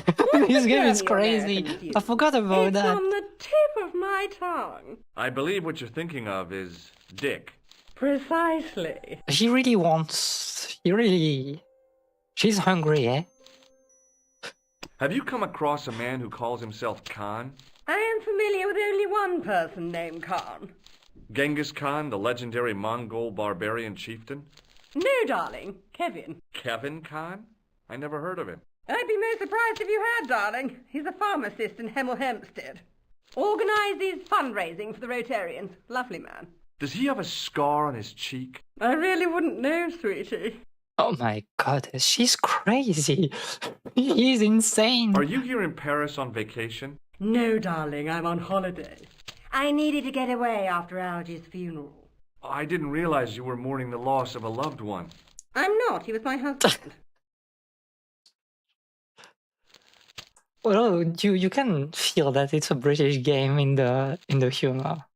I'm sorry to hear about your husband's death. You wouldn't be if you knew him, my dear. It gave me the opportunity to take a well-deserved holiday. Daphne suggested a change of scenery. Paris, she said. A wild romance is just what you need to take your mind off So that's the why interest. she is like Well, interested the in closest I came to romance was being wooed by you know. a drunken Breton chef. I must say I was disappointed with his coq au vin. Not at all what I was expecting. I was thinking of cutting my holiday short, packing my bags and heading back At least to Bay's Hemel aristocrat. That was until last night. Until last night. What happened last night? What happened to you last night? I was stricken, Mr. Stobart. Cupid's arrow has cleft my bosom. They couldn't really miss. It was just as I'd always imagined it should be. The intimacy of candlelight. Romantic music tinkling across He the couldn't room. miss. And then, his stranger's glance, those brooding eyes, that suave manner, those tight trousers. He was the man I'd been waiting for all my life. I'm glad he finally turned up after all these years. Ah, but it wasn't to be. He was merely toying with my affections. And if I ever catch up with him, he's dead. Oh, whoa. Who was the guy who led you on? Good heavens. His name is Merlin. A Merlin? Do you recognize the man in this photograph? My God, it's him! That's Merlin! That's Merlin! She represented everything I loved about the English. The lady was totally deranged. Merlin? You mean King Arthur's wizard? Good heavens, no! Monsieur Merlin is a fellow guest. He's the man I've been telling you about. That's the man who spurned me. I'm losing it. The man you know as Merlin is a fake. What do you mean, sweetie? He's a murderer. He also uses the name Khan. I am shocked, Mr. Gerard. Shaken. I took him to be a gentleman, a man of honor. Do you know, I'd rather like to assist you in stitching him up. Thank you, ma'am. When did you last see Merlin? It was no more than an hour ago. He came downstairs and spoke to that clerk chappie. Something passed hands. I couldn't see what exactly. A briefcase? No, smaller than that. A bundle of papers, perhaps. The clerk put it in the hotel safe and Merlin went out. Okay. Are you sure you saw Merlin putting documents in the safe? Yes, darling, positive. I wonder what they were. I wonder what I were. Obviously something of great importance. Yeah. I'd sure like to get my hands on whatever it is. I'll bet they had something to do with Plantar's briefcase. Damn. Has Merlin returned to the hotel? No, he hasn't. Are you going to search Oh, she's his so room? interested If I now. could get in there, I would. Okay. Let's talk to Excuse Professor me. Tournesol. Didn't I see your picture in the news? You're that Nobel Prize winner from some unpronounceable Don't Eastern say that European on Matt, state. he's really an American. Yes, that is me, in person. I don't want to worry you, but have you had any threats on your life? You know, mysterious phone calls, letters made up of headlines cut from the newspaper. I don't know what you're talking about.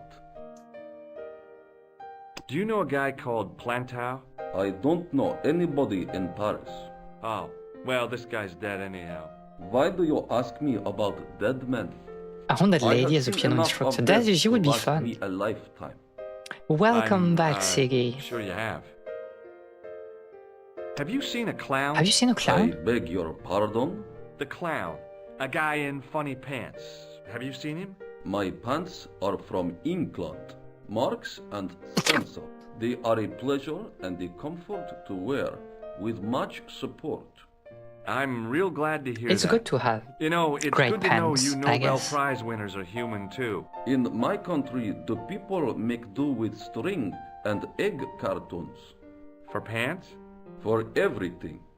Oppression is the mother of ingenuity. Yay. Do you recognize this man? He calls himself Khan. Yes, I know this man. I know this Why man. do you carry his photograph? I'm a private detective. Are we just... That's our new title. What's your interest in Khan? He is an enemy of my people. You know he's a killer. Of course. Amongst Among other other things. Would you help me investigate Khan? That is not possible. My instructions are to observe. I cannot jeopardize my position as an honored guest of this country's government. More oppression, more ingenuity. Okay, well. Thanks for your help. Goodbye. Goodbye.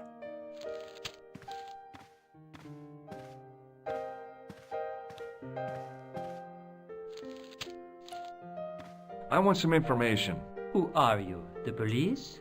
I'm conducting a private investigation. Ah, I know only too well what you mean. That is one of the drawbacks of the catering business. When people book into an hotel, they leave their morals at home, no? No? Yes. I'm looking for a man who dresses like a clown. This is a highly respectable hotel, Highly monsieur. respectable. There are no clowns here. If you say so.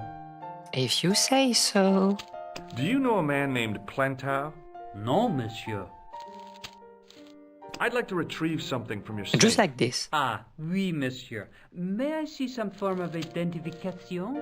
Like what? Ah, papier A driving d'identité. license, perhaps? I don't drive. Your passport? I don't have it with me. I could show you my operation scar. I'm sorry, monsieur. I must have some form of unique ID. You won't find a more unique ID than my scar. I'm sorry. I must insist on a more traditional identification. Rats. Rats. He's not believing me. Do you have a guest by the name of Khan? No, monsieur. Perhaps you would care to check the register. That's not realistic. Nobody does that. The man who calls himself Khan has a scar on his right cheek. Vraiment? Ah, vraiment? I tell you, I do not know a man named Khan. Maybe not, but I noticed a change in his expression when I mentioned the scar. Do you recognize the man in this photograph? Yes, monsieur. That man is one of our guests. You have like no morals. What name? I cannot tell you that. It's Merlin, isn't it? Alias Khan, the clown. I told you, I cannot tell you that. Oh, of course, that's the French thing. We don't know how to pronounce like the H of words.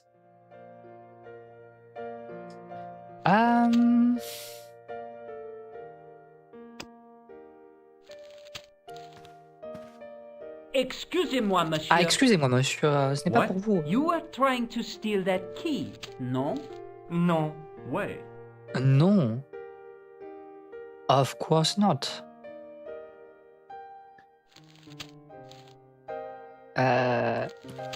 There was no one registered under the name of Khan, but the name in the book for neither room do 22 Danes, don't worry. was Merlin. It is what it is, but it's also part of the charm, I think, so... What now, monsieur? About the key hanging on the hook Can I over have the there. key? Oui, monsieur. Which room is it for? I mean, Number no, 21. Is that no room way, taken? no way. No. The guests checked out Not this morning. couture. I'd like to check into room 21. That is not possible. How come? You said it was vacant. It is reserved for another guest. Rats. Rats. No, monsieur. Dutch. It's the same picture. I believe Khan, the man with the scar, is also known as Merlin, the man who has taken room 22. What of Jam. it? What do you want? Access to his room. Do you have a license, monsieur? Huh? A private investigator's license? Well, not exactly, but I can explain everything. I am sorry. I am but without sorry, monsieur. credentials, I cannot help.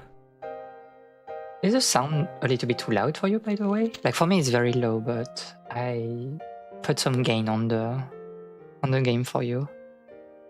I insist you give me the key. I to insist, Merlin's room. please. I cannot do that, monsieur. We got the lights This guy so Merlin true. is a menace. We need to play like So you some say, old school monsieur. RPG He's not again only a to danger have to new memes. society, but to your guests as well. He has toyed with the affections of Lady Piermont. Ciel. Ciel. Are there no depths to which he will He's not sink? watching the Precisely. camera. He's already killed once, twice, maybe as many as 3 times. 3 With your help, times. I just might be able to stop him. But what if he finds out I have helped you? No, I cannot No. do it. I cannot. Well. We need a key. Can we trick? He will not help me, but like... Lady Pierre, surely.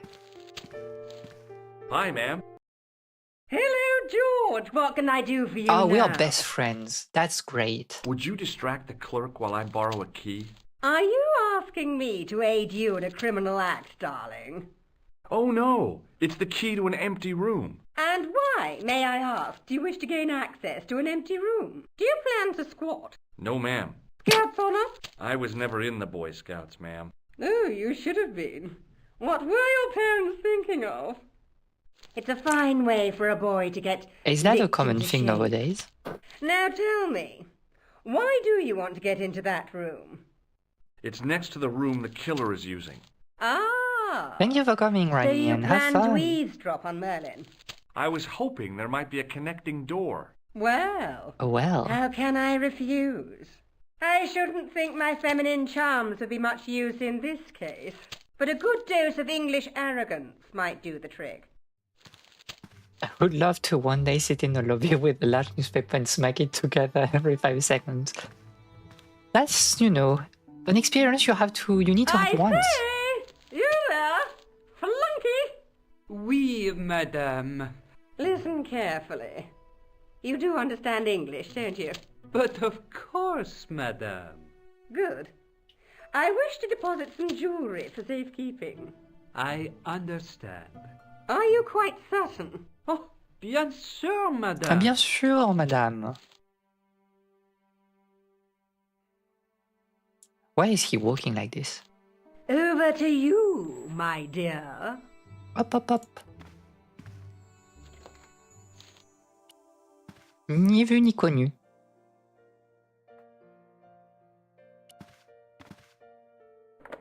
The door was locked. The door was locked.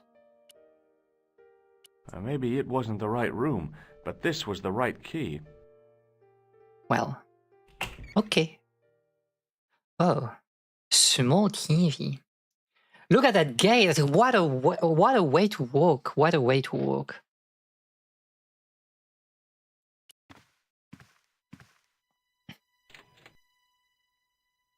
There was nothing in the wardrobe apart from a vague, lingering smell of camphor. Okay.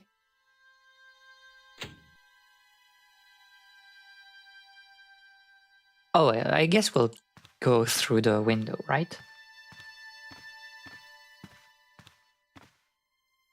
The cabinet was empty, but it smelt of onions. No kidding. it What are really you did. putting in your drawers for them to smell like onions? Is that like you know people have like the you know the video like the piss drawer?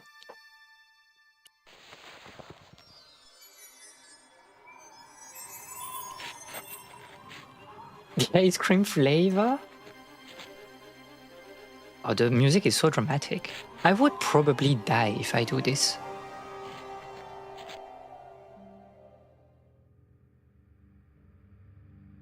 I mean, okay.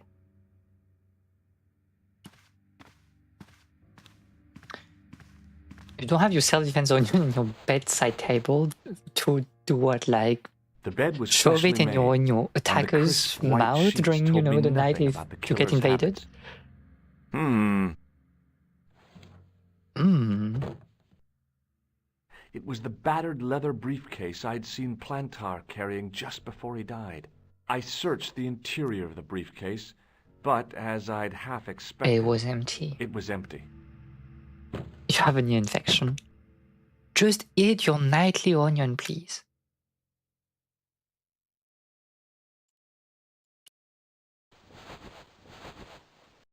The animation is crazy doing The this bed game. was freshly made, and the crisp white sheets told me nothing about the killer's habits. Attack me when I sleep, at least I'll make you look like you're having regrets. Wow. No. You need to search inside. What? Is he crazy? Well, whatever.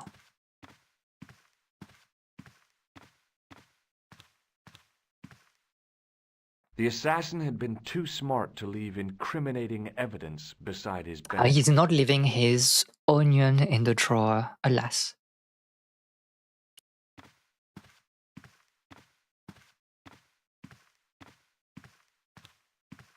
It was Khan. I had the kind of feeling in my stomach that would usually send me running to the bathroom. Uh-huh. We hide. The culprit isn't eating beans in bed at night. As Khan opened the wardrobe, I was sure I was dead. But he grabbed his pants quickly and didn't even see me. Just be a little mouse. Oh, I he's usually smile at men changing. getting changed. Well, it's okay. But this guy was a killer, and I didn't want any surprises. But He left spy his on checkered killers? pants on the Yes.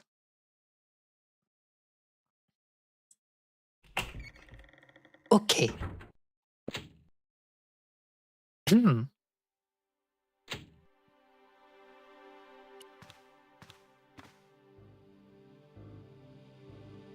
I had that kind of feeling you only get from searching still warm pants. There was nothing in the pocket. A strip along the side seam of the pants had been unpicked, then sewn back up with strong thread and a special stitch. Special stitch. A strip along the side seam of the pants had been unpicked, then sewn back up with strong thread and a special stitch. Do I need to check like the other side? I flipped the pants over. I flipped the pants over. I found an ordinary matchbook.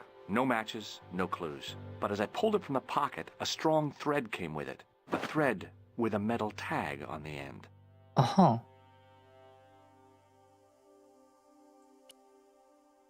I pulled on the metal tag and the thread came out of the pants. It was like pulling out a ripcord. Okay, so now we check again here. I turned the pants over again. I searched the pocket gingerly and found a pass card. It read Thomas Merlin, Gruber Electronics Corporation. Gruber Electronics. Very, very interesting. There was nothing in the pocket. Okay, I think we're done in here.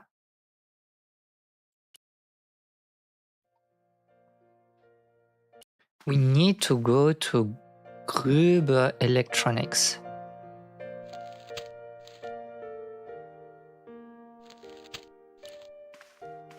The smell of camphor and onions. What now, monsieur? I don't want to smell, you know. Is it a good thing to...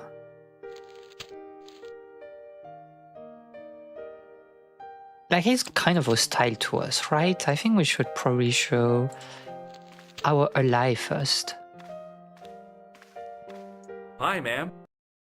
Hello, Oh, hello, George. What can I do for George. you now? I found this matchbook in Merlin's bedroom. It came from the Club Alamut. It might be useful to find out if that club is in Paris, George. Thank you, ma'am. I found this pass in Merlin's room. So, that deceitful little man is passing himself off as an The electrician. deceitful little man. Uh-huh. This guy probably has 1,000,000 faces.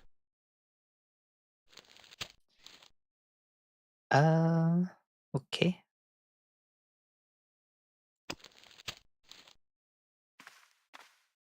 So maybe I need to prompt him.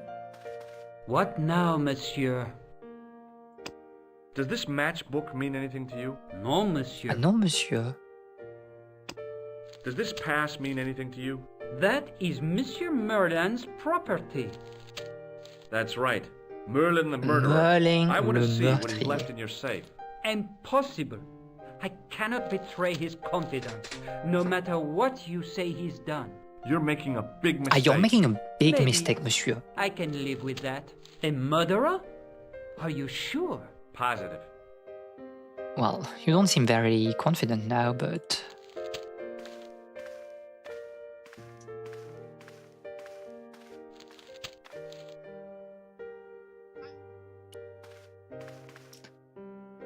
Hello again. Will he help us, though? Does the name on this matchbook mean anything to you? Indeed it does, for Alamut was the home of the old man of the mountains. You do not know him? No, I don't. No, I don't. Do you recognize this card? No, I do not. He's not very helpful. Thanks for your help. Good. Oops. Hi, ma'am. Hello, George. What can I do for you now? Oh, I showed the pass to the clerk, hoping he'd give me Merlin's papers, but he wouldn't buy it. He's too scared. he's too scared. I'll give him something to be scared of. Follow me, George. Oh, she's crazy. Oh, she's preparing herself. What the... Holy...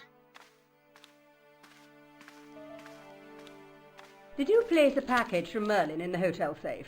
I did, madame. And did my friend here show you Merlin's identification? Indeed he did, but What's the problem? he isn't Merlin. A mere academic detail. The mere in the academic package. detail. But that is against the law. I happen to be a justice of the peace, you silly man. I am the law. If he tries anything, shoot him, George. My pleasure, Lady Piermont. One moment, please. What the? You know, I haven't enjoyed myself this much since Greenham Common. I don't know what I would have done without you, Lady Piermont. She's crazy. Oh, you have no onion in your Voilà, drawer? monsieur. Le manuscrit de Monsieur Merlin. Thanks. How satisfying. An Anglo-American alliance that actually worked. The clerk had given me a tightly rolled sheet of parchment. I decided not to unroll it until I was safely back in Nico's apartment. No onion. Okay, so let's go to Nico's apartment then. I couldn't leave the hotel with the manuscript. It was probably what those thugs were looking for. Oh, so we want to go from the roof?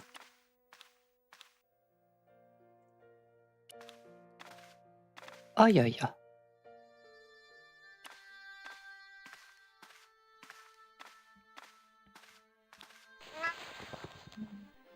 Are we really like jumping here?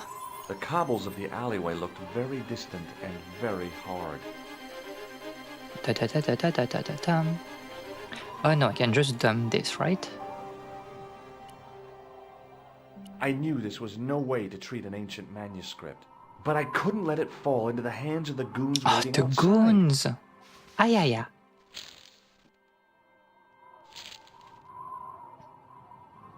Thank God it did not fall into like the sewers.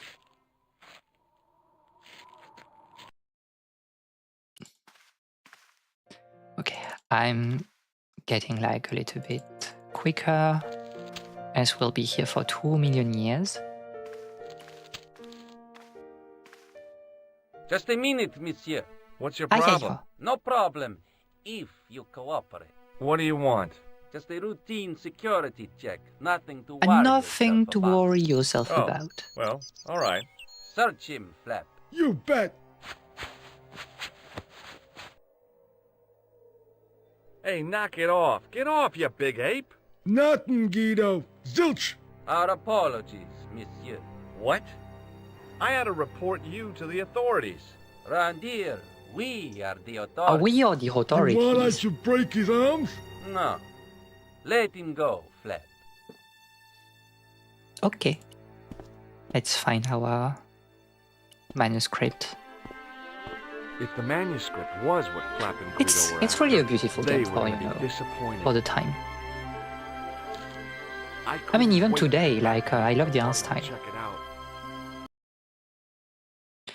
Oh. The Holy moustache is convincing. Hi, how are you? Oh, It puts hi. you like a little bit Morning, on, you know, on edge, I think.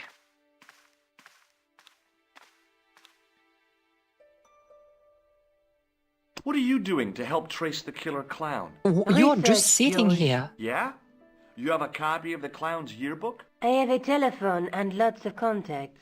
Oh, well, did you find anything useful? Not yet. I'm employing my first and most useful weapon. What's that? Patience. Oh, I've heard of that. Isn't it a substitute for decisive thinking? Why is he watching the camera? Do you have a boyfriend? Not anymore. There was someone. A guy in my final year, but it didn't work. Why are we asking those Neither did my questions? degree. I'm sorry. I'm not. I'm not. Tell me more about your family. When I was a little girl, I used to spend the winter with my Don't answer, grandfather girl. and grandma. They were the best times. Warm. American and safe in people their are tiny just too cottage. friendly. My Oh my grandfather god. rolled it's- cigarettes while grandma made hot chocolate and cakes. One day, he stopped his scrolling. He put the lid back on his tobacco jar and took me in his arms. I laughed and wriggled, but he hushed me to be silent. With his unshaven chin all scratchy in my ear, he told me his secret. What did he say? He said, I don't smoke, but she likes to think I do. What a weird old man. Don't call my grandfather weird. He was the nicest guy ever. I Plus wish I was two, back in that Granddad. cottage instead of this crummy apartment in this noisy city. Okay. back You're to just business. not going to believe what I've found. It's not another part of the clown's costume, is it? He was It's a cooking, to be medieval fair. manuscript. Khan left it in the safe at the U-boot. It's incredible. Is the reality that I broke Look a from swan? Planta. It could be, which means it's worth enough to kill for. Look there, 2 guys on the same horse. Oh, yeah. Maybe they couldn't afford one each. What of it? Have you ever heard of the Knights Templar? Their official seal was an image of 2 knights sharing a horse. Whatever this manuscript means, it's connected with the Templars. Oh, How the come you know Templars. about these knights? I learned about them while writing an article on the Crusades. Oh, we really write things about everything, eh? This guy, named Hughes de Payen, arrived one day at the court of King of Jerusalem. Sounds pretty He gay. offered to Gay protect the Templars? city of pilgrims from the displaced What is the Muslim church armies. thinking about The it? king would be able to guarantee safe transit to Christians in the Holy Land. Safer journeys meant more pilgrims, and pilgrims meant trade and wealth. Oh, we should play The Quasad, Templars maybe. proved invaluable to the king as a mercenary army. It was said that they never asked how many the enemy numbered, just where they were. And as the years went by, the Templars grew in wealth and number. Oh my god, they're all They were just so multiplying. rich, even kings came to them for loans. But at the height of their power, they fell foul of the King of France. He rounded them up and turned them over to the Inquisition. Thousands of Templars were subject to torture and confessed to heresy. Of course, at the hands of the Inquisition, there wasn't much they wouldn't confess to. The last Grand Master Jacques de Molay was burned alive. Jacques de Molay. Jeez. So the It's funny, I treasure is don't- hidden, waiting to be discovered? If there ever was a treasure, I don't hear a lot about it's been lost Templars for 600 anymore years. lately. Anyway, Like when I was we're young, supposed to be investigating a there was like a serial lot of killer, things not with a like medieval treasure trove. Crusade and But maybe Templars, but that's not what the nowadays. clown and his accomplices are after. Maybe this manuscript is the key. Oh You'd better my leave it here god. for safekeeping. The secret of the Templars. Let's take another look at the manuscript. There's a guy with a sword and a bull. The only mythological bull I know of is the Minotaur, but he was only half bull. I Devoting don't your think I'd life like to be half a bull. to a even if it was 33-year-old the handsome bottom guy half. from the What's road. that object between them? It Pretty looks gay. like a gem on top of a tripod. There's a guy working on a loom. He's weaving a carpet or a tapestry. Loom is such a good game also. cover. It's a clue to a place, I reckon. I Somewhere reckon. famed for weaving and ships. Where folk live in barrels? It beats copper boxes. There's a woman Not for looking cats. at her reflection in a mirror, but the reflection has 3 hideous faces. She reminds me of the wicked queen in Snow White. She was the one who said, "Mirror, mirror on the wall," wasn't she? She made me cry so much when I was a kid. Mom carried me out of the movie I'm sorry, I theater. cannot relate to Didn't this frighten experience, me in guy. the least. Like I said, Sorry, I was only George. a kid. I didn't like the crocodile in Peter Pan either. I think, you know, like watching Nausicaa when I was like really young. I don't like bugs in real life, but it was a seminal experience to be like, no, those creatures are actually kind of cute. A knight with a crystal ball. Now, there's something written on the scroll beside the knight. Yes, but it's written in Latin. Per disciplinum mea lux videbis. It's By the my worst. teachings, you will see It's the light. worst Latin You accent I've speak ever Latin? heard, and also Where he did you knows learn a Latin. trick like that?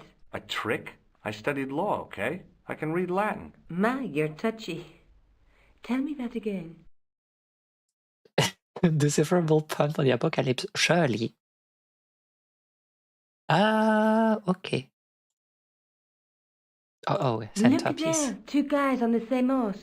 Let's face it, we need help, George. Someone who knows about these things. Who do you suggest? Indiana Jones? I know a guy who specializes in medieval studies. Ah. His name is Lobino. My friend. Some stuffy Doing old medieval fossil who gets horny studies over at ancient uni. relics, I suppose. Far from it. Andre isn't the stereotypical professor you have in mind. Where can I find this Lobino guy? At the Krone Museum. I'll The give Krone you the Museum? address. Okay. I have to go. I have to Okay. go. I have to see Andre. Don't forget to look for Lobino at the Krone Museum. Ok. Music rune. And that's a nice little interior yard. And that's the tripod. In the case was a spindly tripod, blackened Ask with Lobino age what and his pitted Roman with rust. Empire is. It was identical to Probably the the tripod Holy pictured Roman on the Empire. manuscript. A notice identified it as 15th century from Western Ireland. Oh, we are going It had to been found Ireland. in Loch Marn, at the site of a Knights Templar preceptory. Ireland! Ireland. This tripod was found in Ireland. I will have to ask you to keep your voice down. I'm sorry, I was excited. I was excited. Pardon me, Oui, monsieur? are you Lobino? Oh, no. Fancy you mistaking me for him. No. I am the deputy custodian. But Lobino does work here. Work? I wouldn't go so far as to call it that. He studies here most days, but as you can see for yourself, not today. Do you know anything about the Knights of the Temple? No, sir. Not as What do you think sign about on the the Templars? tripod says it was found at a Templar preceptory. It does? Yeah. It doesn't mention John Dee at all. Most remiss. You don't Most know anything remiss. about the tripod, do you? No, I don't. I never had much of a start in life. What you is he see. talking I about? owe what little education I gained Oh, from okay. my uncle. He was an optician, but he also doubled as the village school teacher. He taught me the alphabet. Wait, 19 letters of it. The bottom row of the chart was too small even for him to read, so he left them out. Why don't you start over and enroll for adult education? You know, I never thought of that. Do you think if I studied art and did all my homework, I could be a professor of history? At your age? Dream on. Wow, why are you dashing his hopes? He's trying to get an education. Do you know anything about medieval manuscripts? Not me, monsieur. I am no scholar, though people often mistake me for one. It is the uniform, I guess. They see the clothes. They are impressed. And they ask you to park their cars? They ask me to park the... No. They assume I am an authority on the exhibits in An my authority, a Whereas you professor. know next to nothing about history. care. Of course not. All I am saying is, I am no scholar, not like Monsieur Lobino. Monsieur Lobino. Can you give me any further information about the tripod? Certainly, monsieur. It's infamous. That tripod, that belonged to John Dee. To John Dee? What's the importance of John Dee's tripod? Dee was the most famous escapologist of the 16th century. The Houdini of his time. Don't you mean alchemist? Escapologists use ropes, chains, and handcuffs, not tripods. Well, interesting. Whatever he was, that is the tripod he used Interesting in his tools. experiments. What kind of experiments did John Dee perform with his tripod? Oh, the usual. Didn't you study chemistry at school? Yeah, but we skipped over thaumatology. Can You're I take a cheeky, closer George. look at the tripod? What? Get it out of the case? No. No! No. That tripod is protected by a sophisticated surveillance system. Good careers when you have one for painfully loud one for in alarm the bell. grave already. That's crazy. How is the alarm bell triggered? By the slightest pressure on or movement of any part of the case wherein that tripod is situated. It strikes me that to call your alarm system sophisticated is, well, stretching the truth a little. It has never failed yet. The sophistication is in its... I believe the custodian, the deputy custodian. Do you recognize the man in this photograph? No, monsieur. Is there any reason why I should? Hey, don't worry I about it. guess not. Okay. Thanks for your help. Thanks for your help. What is this? What are you doing? He's crazy. He's destroying historical relics. He's insane. Leave it alone. That closet is over 3,000 years old. Closet? It's a sarcophagus.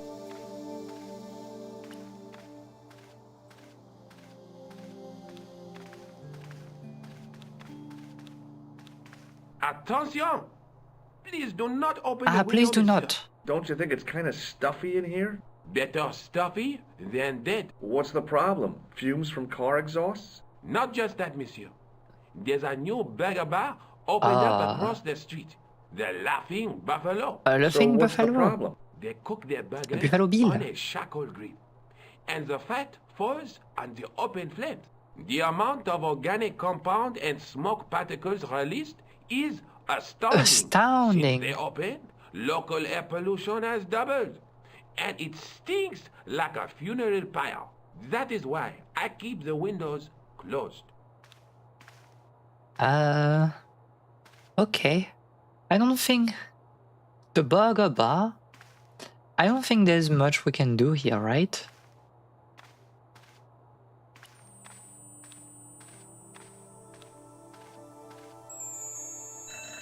As I reached toward the display case, a shrill piping filled the air. Uh-oh. I froze, then tried to get myself together and act nonchalantly.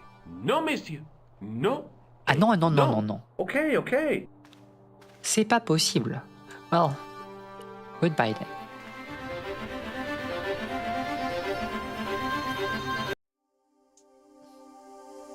Oh, we can't go to the burger bar. Should we ask... Wait, should we ask Nico for some help?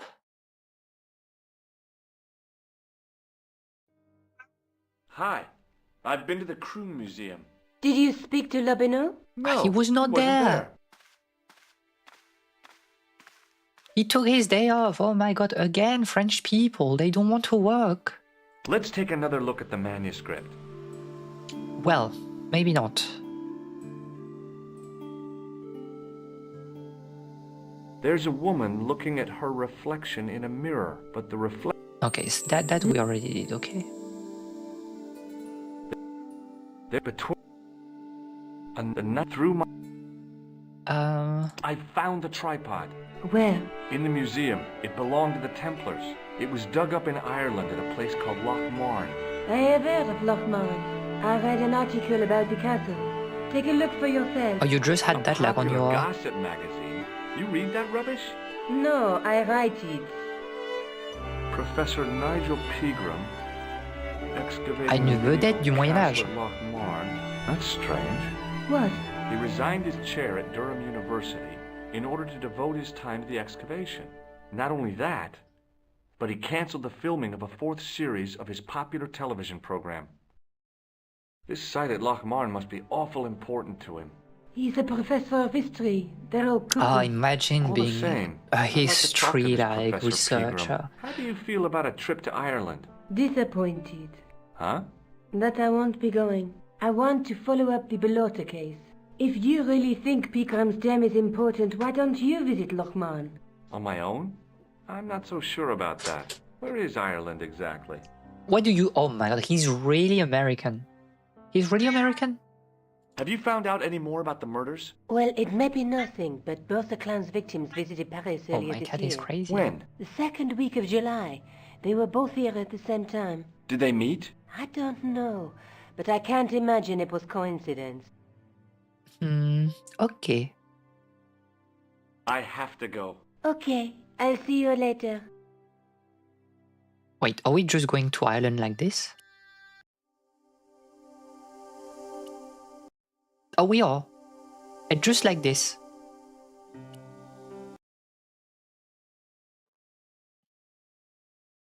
I passed the castle on the way into Loch Marn. The castle where Pegram's excavation was located. Dum dum dum dum dum dum dum dum dum.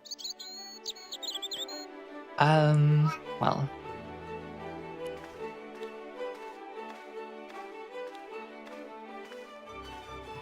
Hi there. Let's play a little What? bit more. What's your name, kid? Who are you calling kid? Who the hell are you? I'm George Stobart, and I'm with the good guys. You're a head case, And mister. nobody says A that. few sandwiches short of a picnic. Cut the crap. A few sandwiches short of a Liam picnic. McGuire. What are you doing hanging around the bar, McGuire? I'm on the run from me dad. Why? Did you do something bad? I ain't done nothing, boss. You can tell me, kid. Is it your dad? Oh, sir. He drinks every last penny down his evil throat. And here's me poor old mother, bedridden and dying of presumption. I tried to buy her medicine. Chopped firewood for Father Mahoney till me fingers bled. The old skinflint cheated me too. But I took the pennies he gave me back home. Look, Ma, says I, see what your darling son has earned with his own He's very sweat and dramatic. blood. When suddenly, me dad appears and grabs the loot. I'm off to Dublin, heavy drinking, says he. Watch out till I get back. That's why I runned away. Something in the grin on his face told me he wasn't being strictly No, truthful. you think? Compared to him, Huckleberry Finn was a candidate for Altar Boy of the Year. What can you tell me about the castle, McGuire? What do you want to know? Well, can I get inside? No, it's locked Oh, up. it's locked up. Does Let me anyone in. live there? No. Only, what do you want to know? Oh, nothing. You know something about the castle you're not telling me, don't you? No, What is it you're covering up? Is it something you're scared of? I ain't scared of nothing. I'll give you one last chance to tell One me last about the chance. castle. Oh, yeah? And what if I don't? Then I'm taking you back to school. Oh, there's a ghost. It's called the Phantom of Loch Man. You're not telling me you believe in ghosts, are you? Mister, I seen it with me very own eyes. Very last own eyes. Tuesday night. I went up to see what that dig was about. I just reached the top of the wall when I hears this awful noise. What sort of noise? A horrible snuffling and snorting, like O'Brien's pig, only worst. It was coming from inside no. the castle. Did you find out what was making the noise in the castle? No fear. I just sat there on the wall like Humpty Dumpty. The moon was cracked and greasy like an old dinner plate. The yard was full of shadows. I Oh, he's couldn't really a hide poet, anything. though. I would have gone home, but my legs had lost their stuffing. Did you get to see the ghost? Indeed I did. And a fearsome sight it is too. I sat on my arse, waited while the moon went down. Then out it comes from the shadows, all grey and tattered and hunched over like an old bent willow. Then I hears this spluttering and splashing and horrible laughter in the dark. I was so scared. Why, I fell off the bloody wall. I'm sure there's a rational explanation for what you saw. in the George is castle. a rational There is. man. The bloody place is haunted. Have you seen a guy dressed as a clown? Here in Lochmarn, they all dress those like two. clowns. The man I'm looking for is a dangerous psychotic. Jesus. It's just like that film I saw. There's this clown, see? And he's after this kid who saw him kill a guy. He tries to warn the sheriff, only no one believes him. Then, while he's in the tub, the clown cuts him up with a chainsaw. My God, that doesn't sound suitable for a kid like you. Who are you calling a kid? I'm 25. Yeah, right. You're not a day over 14. Oh no, it's 25 that I am. Married with Married a with car a car and and 3 kids? 10 kids if you count the wives. What the heck? Do you know a man called Pegram? Can you describe him like on the telly in the cop shows? He's an English archaeologist. I know the man you mean if he's the one. It's crazy. Can you tell me where I'd find Pegram? No, I can't, 'cause he's not here now, but if I sees him, I'll ask him. Do you know what Pegram was doing in the castle? Digging for buried treasure? Jewels and gold and skeletons, like in the films. Like in the films? Okay, that was See you later, kid. not very Okay, helpful. mister. The wife is a hoarder, eh? So true. Oh my god, there are too many people in here. It's the most stereotypical bar I've ever seen. to you. I beg your pardon. Well, that's what you Irish say, isn't it? Do you want something? Or are you just flaunting your xenophobia? Well, I was trying to be sociable. Is it a room you're after? Not really. No, thank you. I don't plan to stay too long. Who does? Most folk take one look at Lochmarden and jump back on the bus. The economy, eh? Have you served any, clowns recently? No. You're the first today. Do you know a man called Pegram? Indeed I do. Are you a friend of his, by any chance? Oh, no. I'm just trying to track him down. Me too. That son of a bitch should be locked away. Just Did like Pegram that. stay here? Yes, he did. 6 nights plus breakfast. Oh, he didn't pay? I'll try a glass of beer, please. Is this your first pint of real ale? Well, I guess so. What's real ale, anyhow? Beer that's brewed from natural ingredients to traditional methods. It shouldn't be kept under pressure or refrigerated. And finally, it should have a good body and distinctive character. In other words, it's flat and warm with bits in, and it makes you fall over.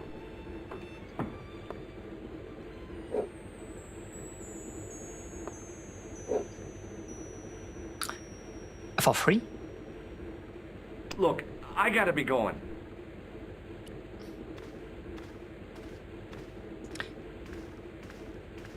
My name's George. The biggest nerd My in name's the town. Fitzgerald. What can you tell me about the castle? There's nothing there.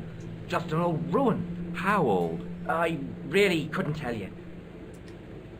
Have you ever explored the castle yourself? I used to play there sometimes, when I was a kid. Then one of the little ones fell off the wall, Non-pasteurized broke his beer. head Nom and nom died. nom nom. We didn't go there anymore. You haven't been up there recently? No. I really don't like beer Do you know most of the Professor time. Pegram?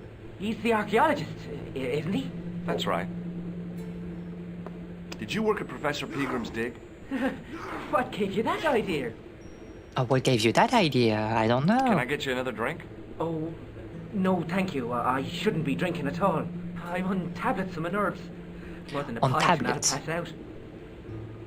Well, it is what it See is. you eh? later.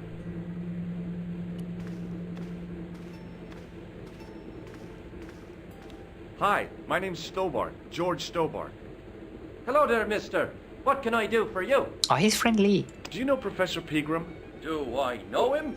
Do I know the good professor himself? No, I don't. No, I don't. I mean, I know who he is, but I don't know him to talk to. Do you know anything about Pegram's excavation? Only that he didn't have the right tools for the job. What he needed was shovels and a JCB. Pegram was digging for historical remains, not coal. Is that a fact? What the hell for? What the hell It's for? the science of archaeology, Pat. Understanding how people used to live by what they've left behind. One day archaeologists might be digging up our remains. Imagine that, Mr. O'Brien. I wonder what they'll find. Well, it won't be arrowheads and beakers. Fast food cartons and flavoured condoms, more likely. Oh, yay. Did anyone from the village work at Pegram's dig? I tried it myself, but that high and mighty history man called me incontinent. What a nerve. Hadn't I dug more holes than the rest of them put together? What do you mean, continent? Do you remember seeing Sean Fitzgerald at the dig? Let me see now. I think me brain box needs a spot of lubrication. Oh, well. Take your beer. Can I buy you a drink? You most certainly can. Give me a drink for my friend here. Who? Doyle? Has he conned you into buying for him? Shame on you, Patrick. Same again. Just a point this time, Michael. 1 point of brown coming up. Do you remember Sean Fitzgerald now? I can picture the scene as if it was only last week. Come to think of it, it was only last week. Fitzgerald was there all right. Him and a bunch of students. He was speaking with the boss man. Okay. Can you tell me anything about the castle on the hill? Oh, I don't know much about anything. You should ask Mr. O'Brien here. He does joined up writing. Would you be one of them history fellas yourself? Oh, yes, I love history. That's right. Professor Stobart, Miskatonic Miskatonic University, what is You're this an Lovecraft archaeologist, bit? And you're asking us about the castle. Excuse me, Mr. O'Brien. The gentleman was talking to me. How come you didn't Where is leave Japan with the located? others? I didn't know they'd gone. Oh, yes. Packed their spades and shovels and away they went. Seems I missed all the excitement. What excitement? What now. excitement. You archaeologist. Hello there. My name's George What Stillmore. a face. Pleased to meet you, I'm sure. I'm O'Brien. Can I help you? Do you know Sean Fitzgerald? Yes, I do. What you want with him? I want to talk to him about working at the dig. I can't imagine anyone employing Sean Fitzgerald on a dig. He wouldn't know a post hole from his elbow. Wow. Have you heard of the Phantom? The Phantom? More than that. Of Loch I've Ness? seen it. And let me tell you, it's a dreadful spectacle. So it's not just a local legend. There really is a Phantom of Loch Marn. Oh, no. I was talking about the Phantom of the It's bladder problems, I believe. Oh yeah, I mean, but like, what was the point with like... Why did he say that like he was incontinent?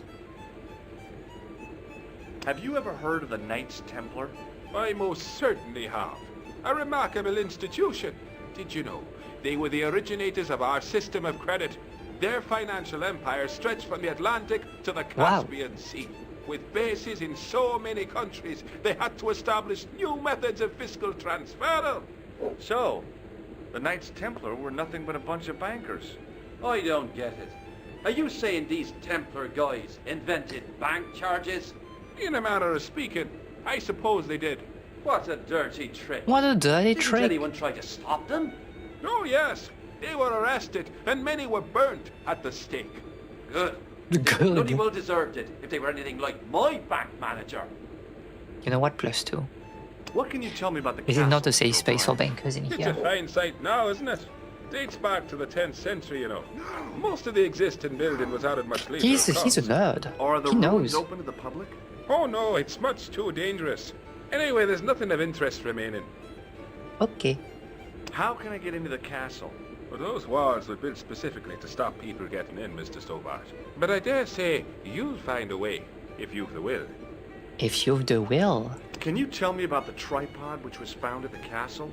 Now, there's a bone of contention and controversy. It was dug up by an Englishman of the archaeological persuasion. Who was this Englishman? Professor Pegram. Himself. The man who dug up the gem. Do you know where I can find Pegram? You're too late to meet that fella. Is he dead? Not that. But he's gone from the village.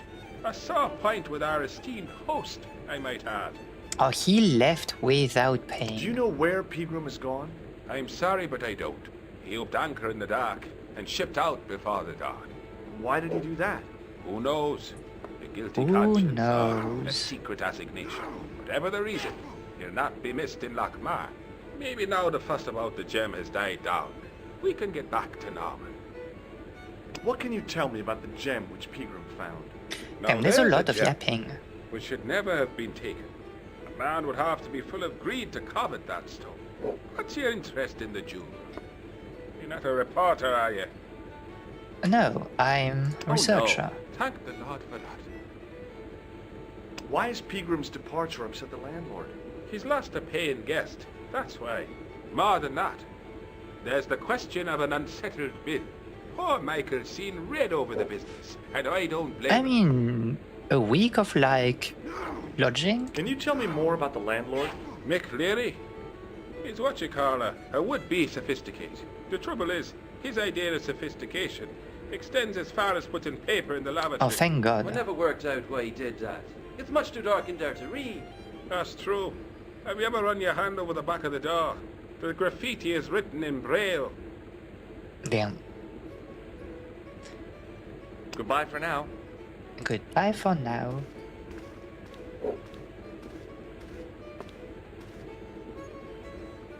It was a beer-stained piece of toweling. Okay. Hi there, old-timer. What? What? Don't just Nasty cold you've got there. sneer As soon at as the me like words that. left my lips, I regretted them. Is there such a thing as a cold which isn't nasty? I put the question to Father Mahoney. Father, says I, why were we born to suffer snot? What did he say? He said it's my reward for being out all night like a sinner. Pious prig. Anyway, this is no ordinary cold. 'Tis the hay fever. The hay Halitosis? fever. Thank you. You're not a policeman, are you? Allergies. Police? No. I'd know it if you This were. crazy old man is really crazy. What's that you're making? It's a necklace, me bucko. Oh, sure. Made out of steel wire? That's right. A necklace for my pretty one. When my little lover feels it round her slender neck, she'll be mine. All mine. This man needs to be stopped. Can I buy you a beer? Very kind, I'm sure. But I don't drink the stuff Leary sells. What's wrong with it? I've seen what it can do. Ominous. Can you tell me how to get into the castle? Don't even think about it, me bucko. Lochbarn Castle is haunted. That's what the kid outside told me, but I don't believe it. Then you're a fool. Ghosts don't You're a bother fool. me. I still want to visit that castle. You can't. It's not open to the public. There's no one around to stop me, is there? That's right. Nothing human, anyhow. Nothing human. Have you ever seen the ghost? To be sure. Everybody With me has very seen own the ghost, eyes. Can you describe the ghost? It was horrible. A wee stunted beast, long beak, straggly, flappy wings. Are you sure it wasn't a wild animal?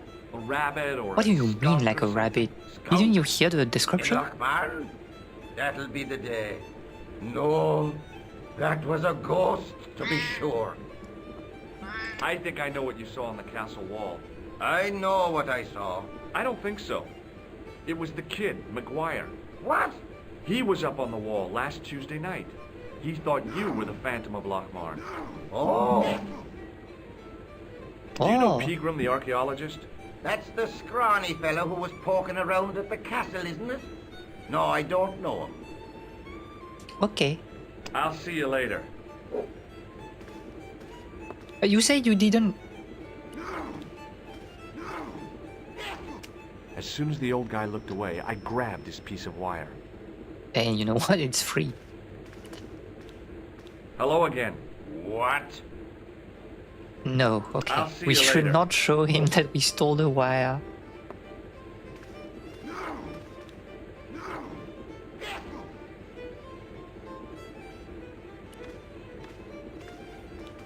Mr. Fitzgerald? Doyle told me you definitely worked at the dig. Oh, you He's definitely seen you did there. so. You might as well admit it. I knew this would happen. I knew I'd get caught. I need to talk to Professor Pegram, if he's still alive. What do you mean? Is he in danger? Yeah, you too, if I'm right. You're not from the Social Security. Hell no. What makes you think Oh that? no! Well, I was claiming benefits at the same time I was working for Pegram. Oh I'm not in a my position god. to make judgments, Sean. That's between you and your conscience. All I want Taking is to talk money to from the Pegram about state? the gem. But he's not here. I know that. But he left that package with you, didn't he? So where did Pegram go? I don't know. I swear it. He came to see me early this morning. Said he was leaving. He asked me to give this package to a guy called Marquet. Marquet? Show me what's in the package, Sean. I can't do that. Why not? I promised the professor. So what? You didn't have any qualms about your benefit scam. So where's the harm in taking a peek inside Pegram's package? You don't know these people. I can't. I don't dare. I don't dare. This is your last chance to show me the package, Fitzgerald. I've been patient with you, but now it's time to kick ass. But he'll kill me. Who will? The man from Paris. Jack Marquet. Pegram told me if I gave him the package unopened, I'd hear no more about it. But if I double-crossed Marquet, I'd be dead. I'll deal with Jacques Marquet. Give the package to me. No. Why should I trust you? I don't know He who doesn't to have any trust good reason anymore. to. I wish I'd never even heard of the Lochmarn gem. Oh, he's leaving. What?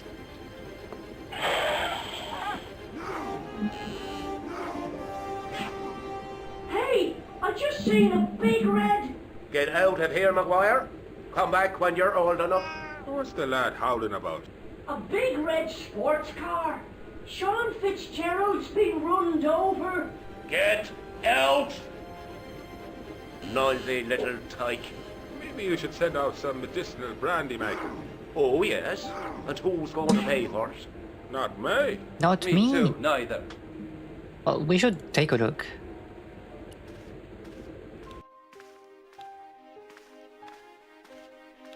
I was telling the truth about Fitzy, mister. Okay, calm down. Now tell me what happened.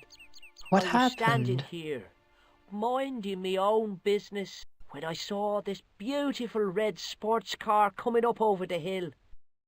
Would you look at that, says I. And I going over to take a closer look. Next thing, 3D. Fitzy comes tearing out of the pub and nearly knocks me on my ass. But the car just flies at him. Oh my god, he's dead. Poor old Fitzy. And hit him an awful wallop. He goes flying up on top. Jesus, says I thought he was a goner. Next thing, the driver hops out. And I couldn't believe my eyes.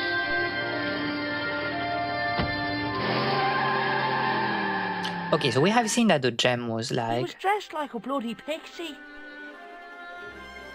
Oh.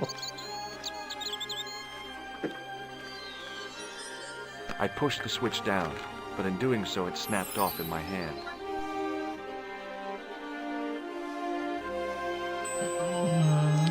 Okay. Let's talk about what happened though. To the barman. Excuse me. Yes, sir? May I have another beer, please? Certainly, sir. Same again? Yeah, please.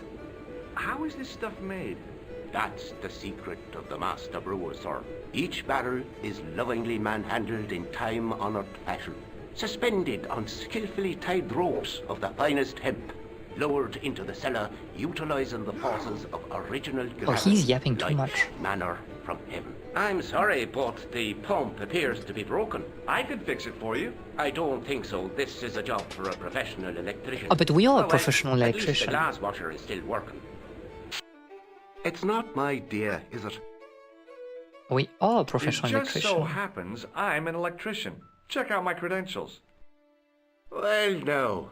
Isn't that marvellous? Here's a house bedeviled with faulty wiring of a wayward nature. Here's you, an electric man, with a little plastic card to prove it.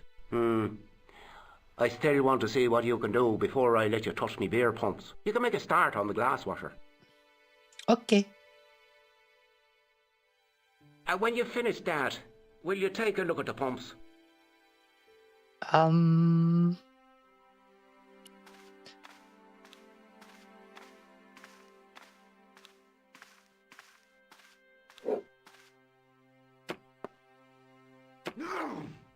I used all my knowledge of electrical engineering You to literally examine the just plug. unplugged and plugged the thing, the plug. Why are you... I couldn't see anything obviously wrong with the machine. I figured it must be the wiring.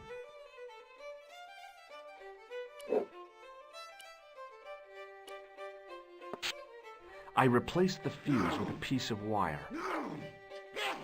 I'm not sure I it's... knew it was dangerous. Yeah. But I was desperate enough to disregard everything I knew about standard safety precautions. I'm not sure it's a good idea. Excuse me, Mr. Leary.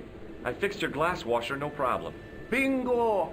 And a blessing to He all will the die. saints. You will A free burn half-pint this like fat man entire bar on in the 2 house. weeks. Now, could you take a look at the beer pumps? I guess so, but I'm not making any promises. If you can't fix them, I'll have a riot on me hands. The pumps are in the cellar, right? That's right. You'll find a flashlight down there somewhere. Oh my goddess.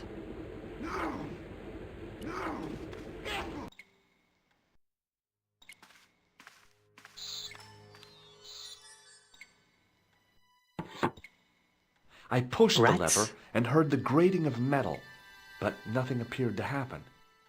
Oh, so it's the...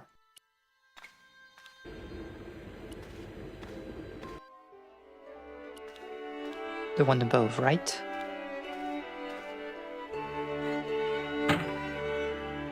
I lifted the trap door, and an overpowering smell of stale beer rose from the cellar below. Delicious. I looked down on a stone-tiled floor, way too far to jump. Excuse me. There was Oh a my God. nasty feeling in my guts I usually associated with light opera. It was Khan. What's the problem? Did you see what happened here a few minutes ago? What was that? A man was involved in an unfortunate accident. I didn't see anything. What about the boy? He doesn't know anything either. The kid, well, you know how it is in these rural communities. Not enough genes to go round. I prayed McGuire had the sense to keep his mouth shut. Was the guy hurt bad? He's been taken care of, but he thinks he dropped a small parcel. You didn't happen to find it, did you? If I had, I would have taken it to the police. Of course. Of course. Thank you. That was great.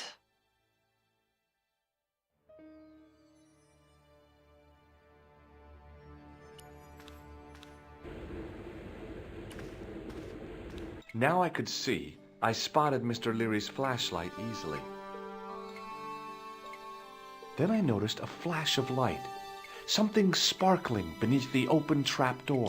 I have the gem. Okay. It was Peagram's gem, all right. A large, uncut blue stone. I guess I was already under its spell. Did you find it? What? Whatever you was looking for. Yeah. Listen, McGuire. I want you to keep this to yourself. No problemo. Just chuck us up a crate of lager. No way. You're not old enough. We can sell it and make some And make cash. some cash Forget just it, like kid. sell some I lager. couldn't betray Mr. Leary's trust. I could, for sure. That old misery could. Where's Faye when we need her? If you No, wanna she do cannot me a watch this favor, game. She wants to keep play a it, so lookout she's for that trying guy to in the avoid suit. spoilers. Okay. Don't tell her. Of Don't course tell you're her not about gonna the chase. gem. Oh, and shout if you see that Ferrari. Okay. Also, that's why you're spending so much like on the water bill. The faucet creaked, coughed, and spewed out a stream of rusty-colored Rusty-colored water? Where are we? America?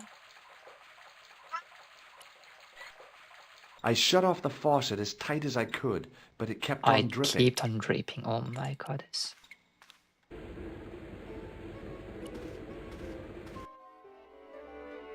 Oh.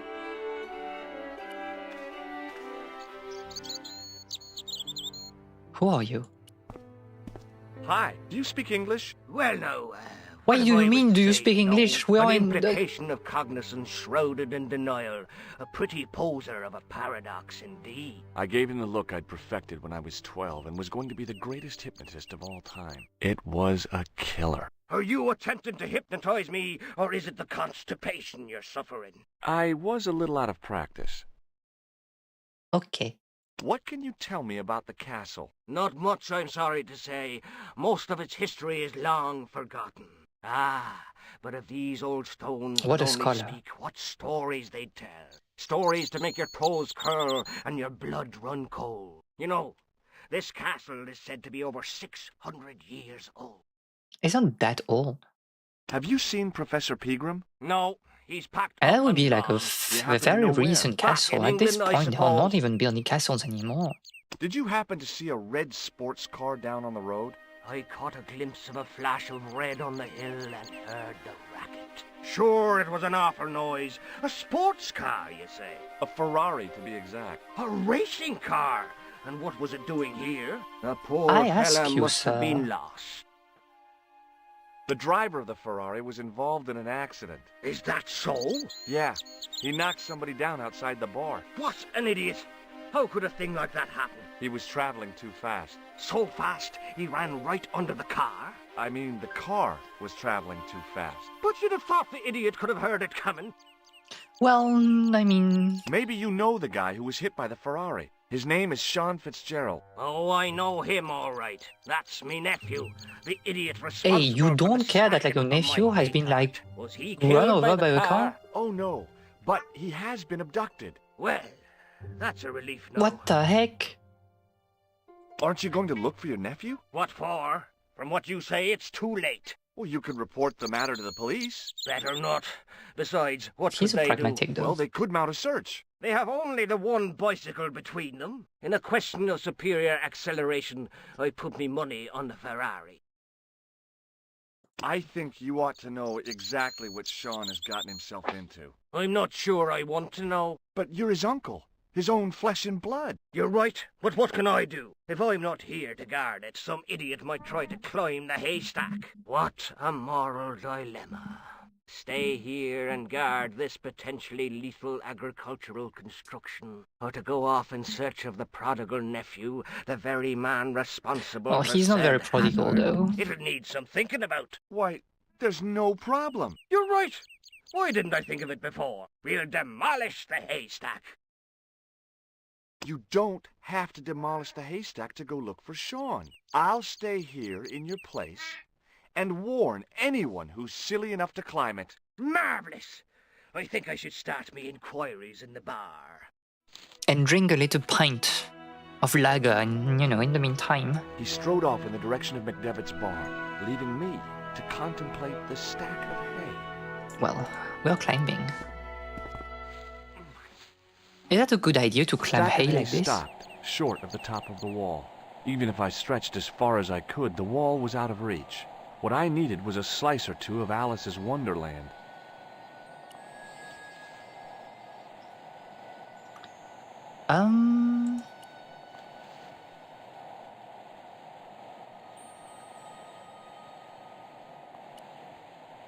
We can use that too, no? I inserted the end of the lifting key in the mortarless crack and gave it a firm shove. It remained lodged in the wall, jutting out to form a step. Well, that's crazy dangerous though. I tugged at the lifting key and found it was held quite securely. Oh my god, you're crazy. A goat?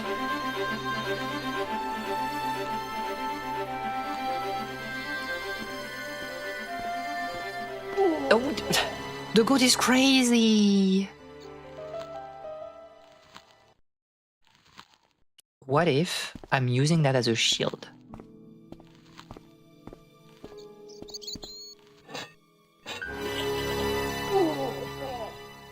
Ha! The rope by which the goat was tethered had become tangled on the old plowshare. Poor goat, though.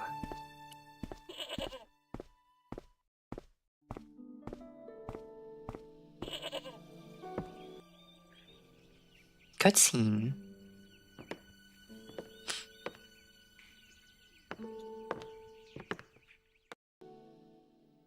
Oh my goddess. I placed my fingers and thumb into the holes in the wall. Into the holes? Nothing happened. Huh.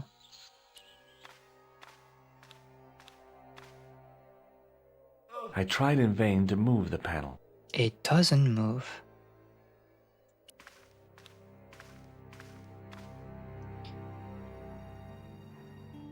Okay, there's something on you. Buttons? Well, The you're statue just was too destroying heavy to the... lift. It overbalanced into the sand.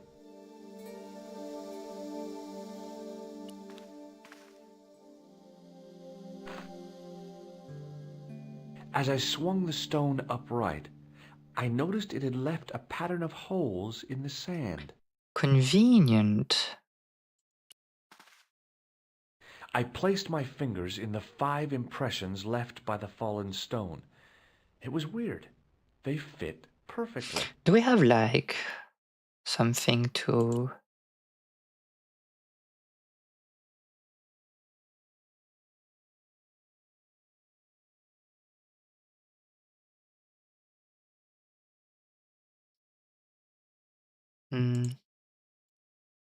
Oh, here.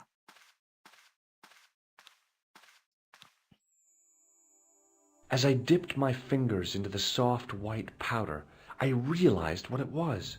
Plaster of Paris. I'd used it in kindergarten. So we need water. To make casts of animal paw prints. Okay, first I think we can put like the plaster inside the hole.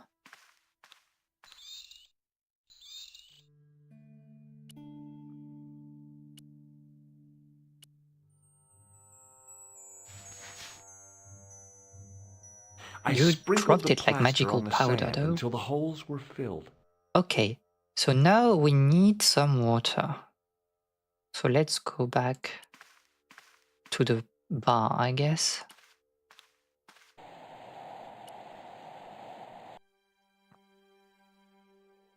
Hopefully we won't meet like the scholar, farmer, whatever. He's not even here.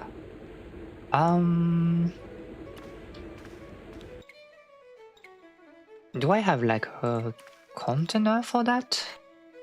The faucet creaked, coughed, and spewed out a stream of rusty-colored water.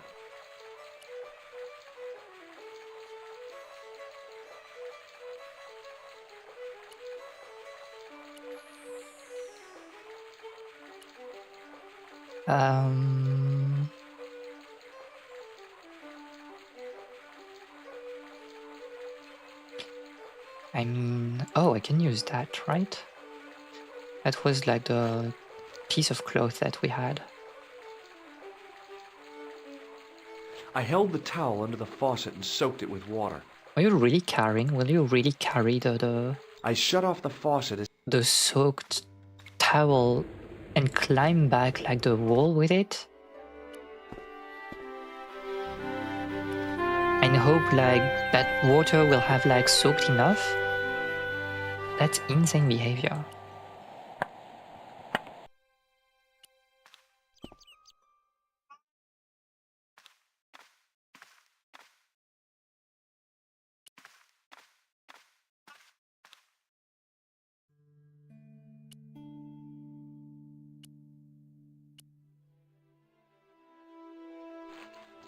I mean, the puzzle is pretty... That's disgusting.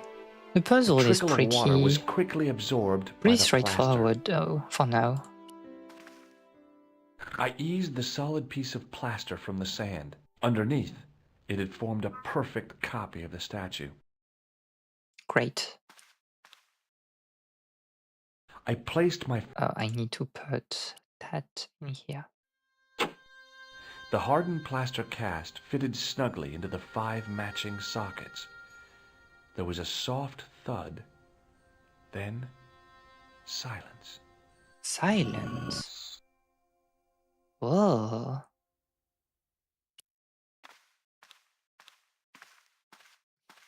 Into the tunnel.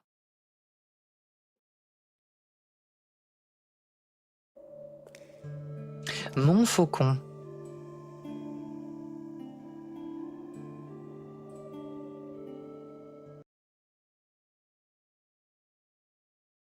Oh.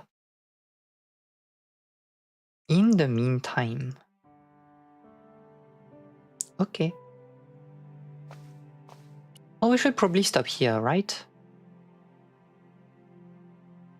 I think that's like a good point to stop. She's writing. We don't know what. Okay. So I think we'll continue that next week. That was funny enough. So thank you for today. Thank you for coming for today, for the long yap about translation, AI, and Iran, I guess.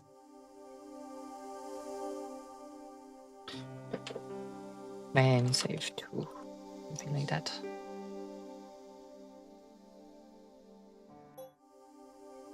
Okay. Oh, we are progressing pretty fast though. So I'm not expecting, I mean, if we don't yap for like an hour and a half, probably we can like do a little bit better, but yeah, we'll continue next week. So we are streaming on Wednesday. I want to try Hightail. That was meant to be like during the anniversary week that we did not do because I was completely cooked. So that will be like a pretty, you know, straightforward pseudo Minecraft yapping stream, whatever. And yeah, that is basically it. I'm playing games on my own also, so we'll talk about that later at some point. I'm finishing like, I'm very close to the end of A Link Between Worlds. I need to continue Silent Hill F. And I've been playing like Hollow Knight again on my own. I restarted like a playthrough because I was a bit rusty with the game. So we'll be able to talk about that like next time. In any case, thank you for coming today. And I'll leave you here. I don't know if somebody is streaming. Let me check quickly.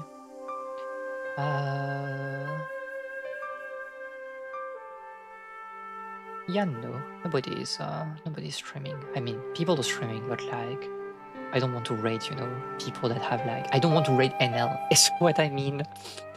Okay. Thank you for coming, and I'll see you next time. Bye bye.